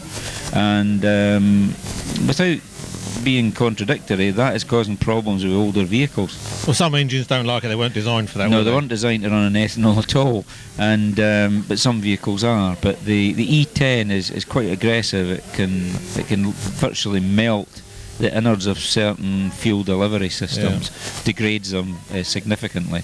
A lot of the bikes here, of course, are modern bikes, so they should be designed to cope with E10. But it's just a different type of fuel now. It's not petrol as we used to know it. It's more a chemical base. Everything evolves, doesn't it? And changes. Sometimes for the better, sometimes for the worse. Doesn't it? It is what it is. It's difficult, and of course, not just bikes. It's cars it's affecting now too. Even lawnmowers. Never mind that. Oh yeah. I've got somebody who he's used it. Petrol lawnmower now. He just says it doesn't. There's fuel you can get. There's a couple of brands available now that's ethanol free, and I tend to use that in the older bikes that have got glass fibre fuel tanks, for example. It doesn't degrade them, and it's as I say, it's aromatic and ethanol free. It's all very technical stuff. It's very expensive, but it's, you know, when you actually weigh that against replacing the fuel delivery systems, the carburetor, the fuel lines and all that, it is actually worth having, especially bikes that are laid up for a long period of time. Do you know what, it's 10:34 on day one? Good grief. I know, where is the time going? We're into the last half hour. You listen to Nevis Radio. It's great to be with you on this day one. We're with you right the way through, including Saturday. And say tomorrow we'll start chatting to some of the riders and some of the organisers. There'll be a lot more people to have time to talk to us. Yeah, and we'll have a guest on tomorrow as well. We've got Bernie Schreiber coming on tomorrow round about 9 o'clock, and he'll be live from Switzerland. And of course he won the 1982 Scottish 6 Days Trial. He was world champion in 1979, so that'll be interesting. Any chance of a tune? Well, I was going to say, you've got your list there. We've got a playlist. We've got the John Moffat playlist. Well, I've got a playlist, but this is a request from Mrs. Hume, who's up spectating. Her husband is out covering the event for our sponsor Trial Magazine. That is John Hume, the editor of Trial Magazine. And if you've got it in the playlist, it's could maybe look at Photograph by Def Leppard. Yep, I believe that is on there. Gone all quiet. Yeah, he's typing now, looking. Yeah, I'm typing and looking. Typing and looking for it. Right, yeah, we can do that. Oh, good. All right, and then we'll come back and chat some more. Cool, that's fine. Before we do that, just got a message on the WhatsApp saying good luck to Alan Taggart and Nigel Scott, 278 and 279 from the Newshams. All right, they've got a fair way to go yet on our list down here. We're down to 188, just going up on the ramp now, I believe. Yep. So that's where we're up to with the people leaving. 188. But our electric bikes go off as well, just a whoosh as they went down. That was it. But they've left, so we'll try and catch up with that as well through the week as well and chat to those riders. Excellent. Right, Def Leppard it is then.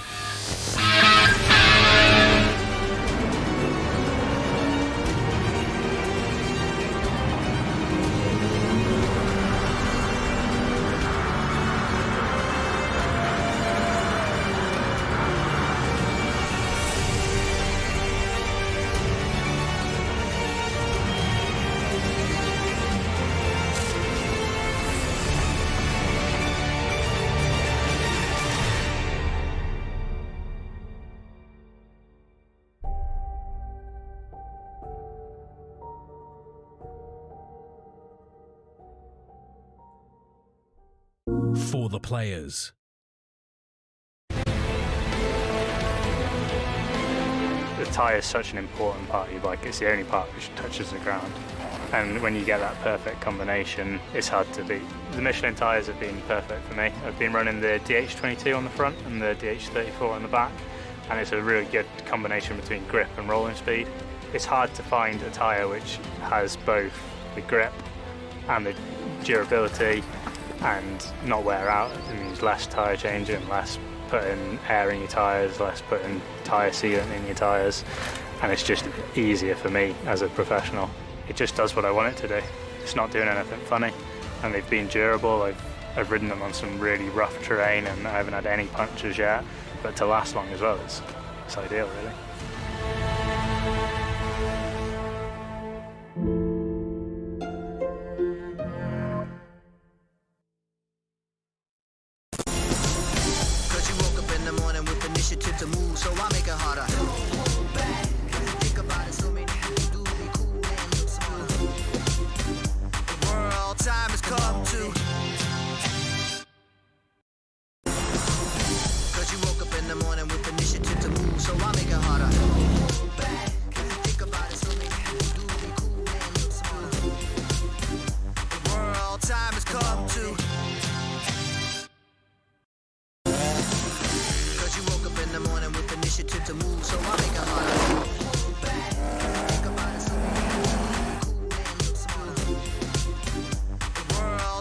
come to.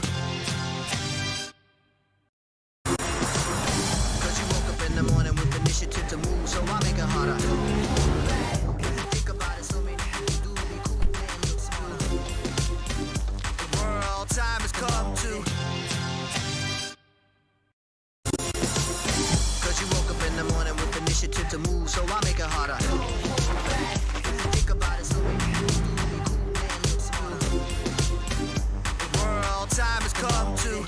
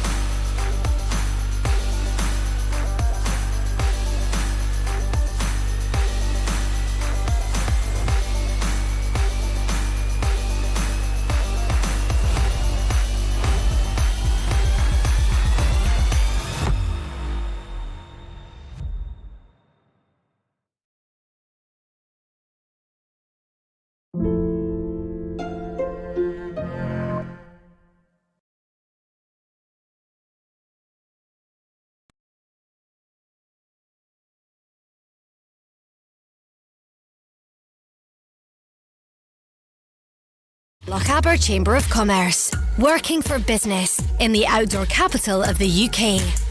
This is day one of the Scottish 6-day trial. Two old men chatting in a car park. This was day one? Is this going to be like this all week?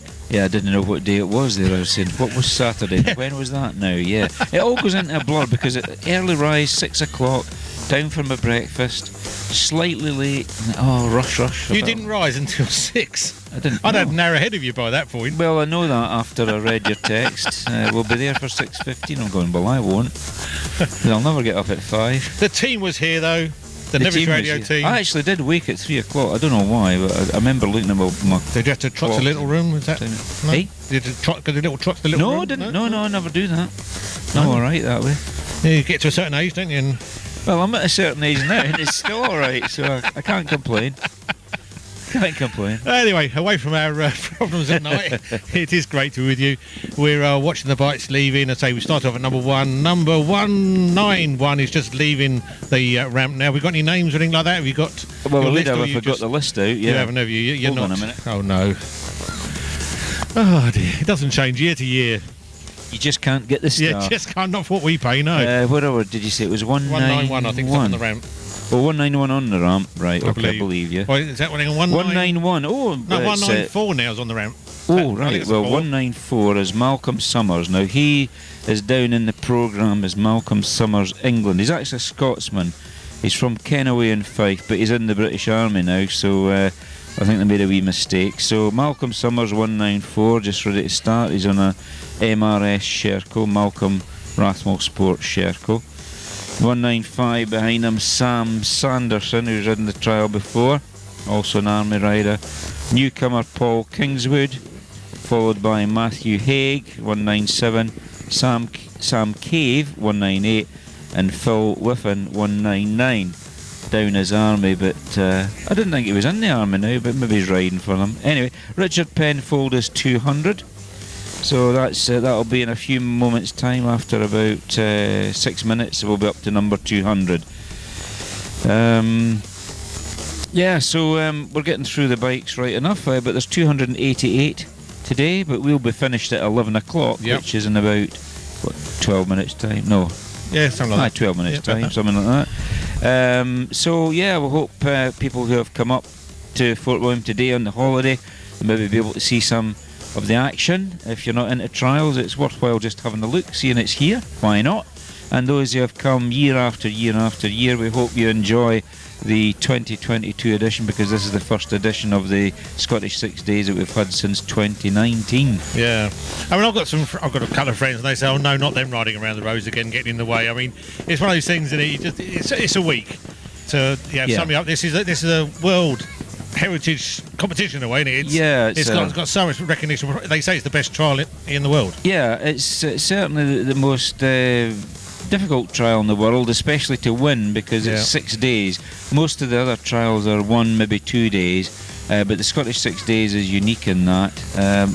It's just such a long event, covers quite a mileage, and anything can happen in the Scottish 6 Days trial. So that's why you've got to keep your bike going for 6 solid days and get round. That's the main objective. And your body and your spirit, I suppose, as well, 'cause that must get knocked. Yeah, and you've got to keep at it to be bike fit to do this event. It's very taxing on not only the bike but the body as well. No, exactly. So if you're one of the people who think, "Oh, I don't like this," but say it does bring a lot into the area.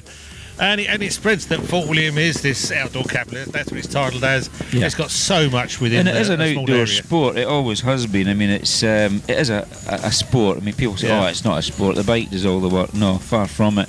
The rider does all the work. The bike does part of it. Yeah. And it's just the way. And people spend a lot of money on their sport. I mean, the bikes aren't very cheap. I mean, they're about £5,000 or £6,000 plus all the gear and clover, plus the accommodation for a week.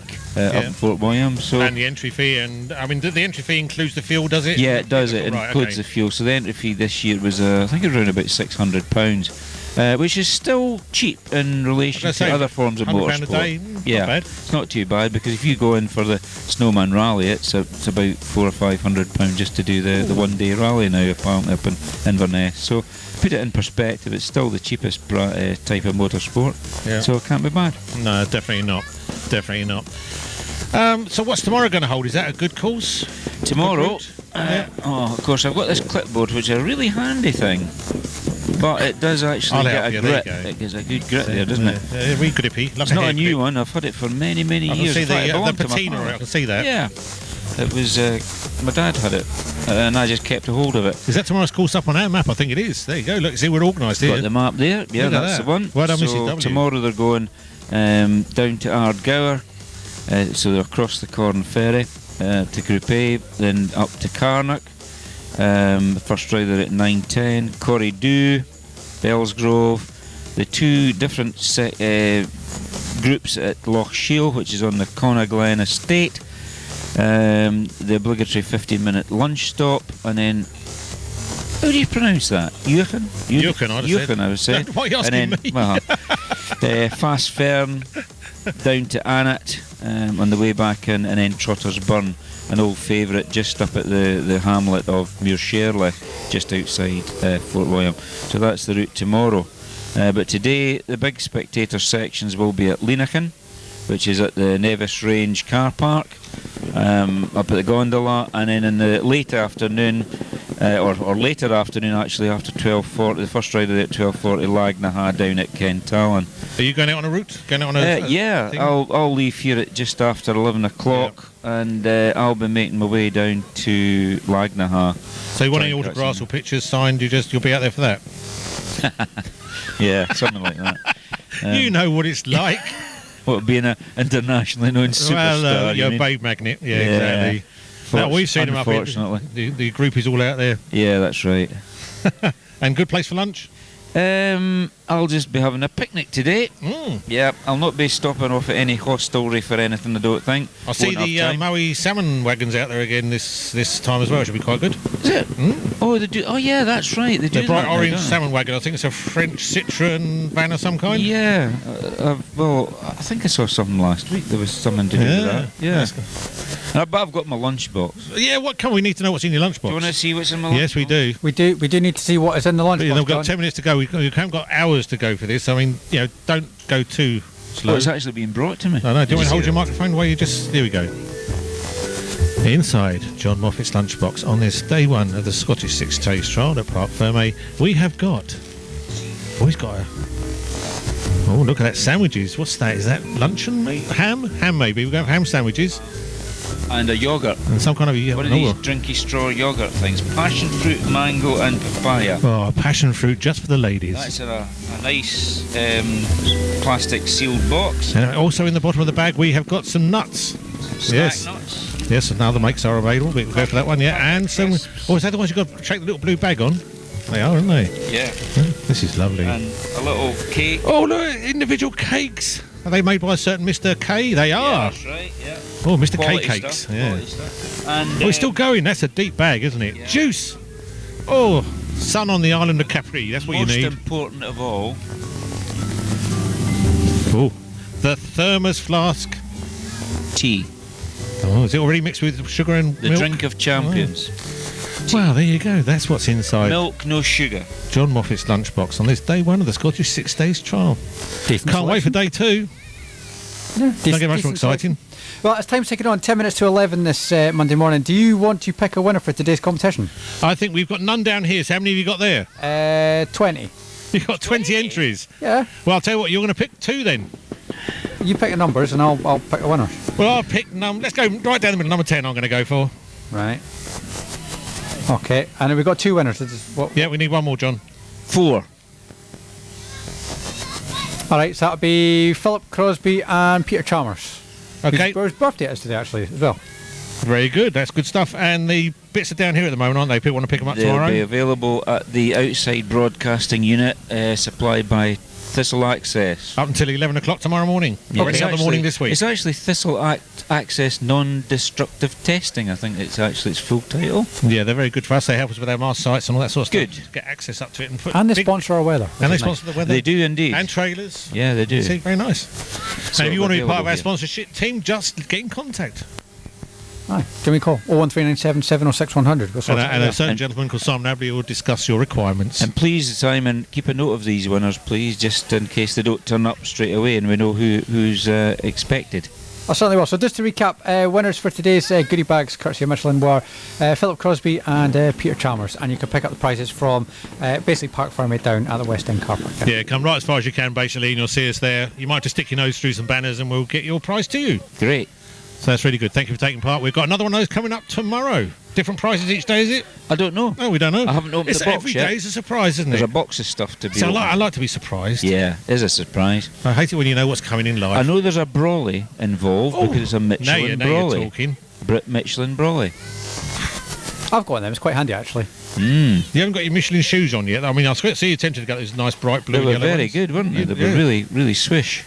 Mrs. W went mad when Dan just started pointing at the ground. She thought he'd fallen off the tripod. I see. But no, yeah. he's showing the shoes. Yeah. Because that's working on grip. Yeah. Yeah, so it is 8 minutes to 10 o'clock. Have we got anything to play to catch up with? No, we're kind of clear. We can play a tune, obviously, but we're clear of everything we need. I think it'd be quite nice to have a tune, then come back and we'll do a bit of a wrap up. You can choose whatever you like, Mr. Abley. Can I? Oh, I'll just play Baby Bird because it's in. Well, you're in control of that end. Right.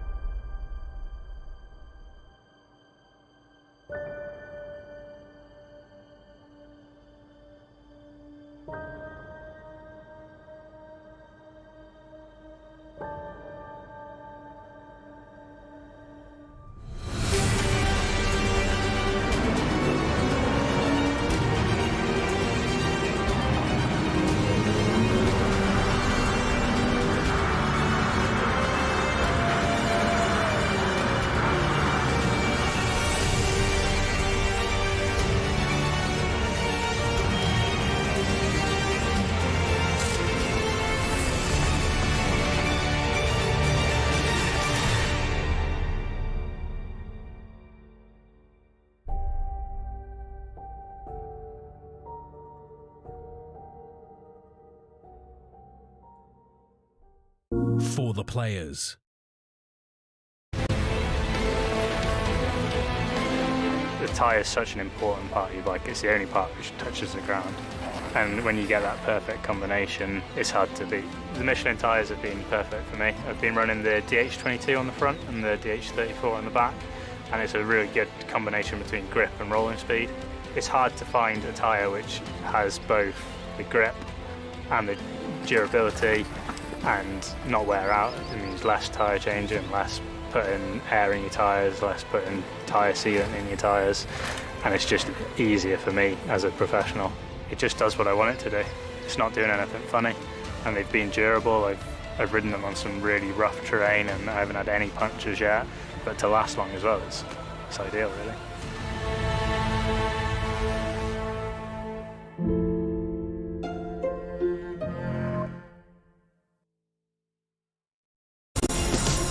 Cause you woke up in the morning with initiative to move, so I make it harder.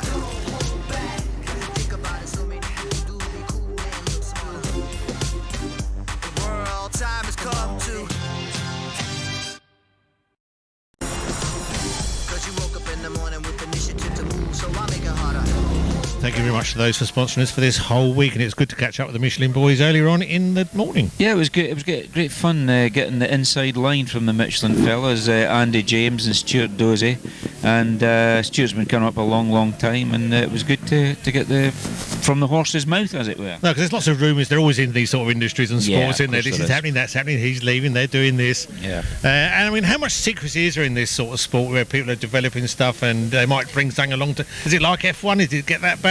Do they do something slightly different? Well, the factories always keep things close to their chest because obviously they want the advantage. That's the thing. It's like any kind of motorsport. So I suppose it's a bit like that. And can small changes make a big difference? Is it that? I mean, this far into the sport now? Yeah, I mean, obviously there's a lot of progression going on. I mean, the fuel injection side of things come in over the years because of emission controls, etc.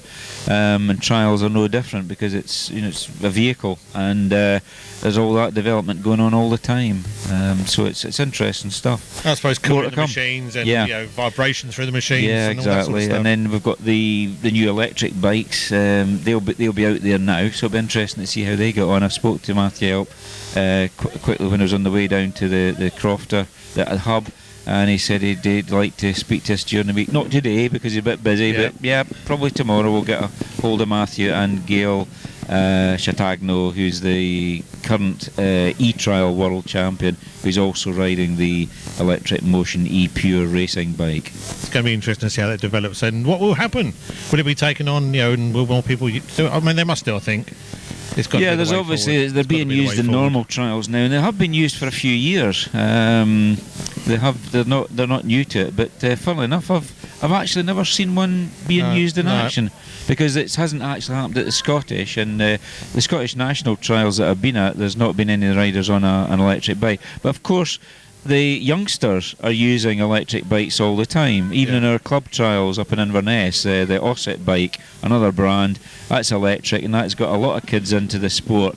But the strange thing about it is all these youngsters, youths that have started off on electric bikes, they progress to internal combustion engine bikes when they get a bit older. Yes. So it'll be interesting to see if that'll change. That could be another change of youth going from the youth groups into the adults and actually riding an adult electric bike. But so far, they all seem to jump ship back to the older sort of bike, if you like, the petrol-powered machine. So my first vehicle was a noddy pedal car, so I've progressed quite well now. There you go. My dad built it for us to salvage it. It's an old noddy car. Yeah, I think and that the was pedals. similar. That's good. I think it was Triang. That's before batteries. Oh my goodness. Oh yeah, no batteries then. I think. Well, there would be, but they'd be very expensive. God, imagine it in those days. Yeah, exactly. Well, I suppose they weren't going around because the invalid carriage were using batteries. I mean, and milk floats. Milk when floats. you think, I mean, you're talking back in the 60s, milk floats and that.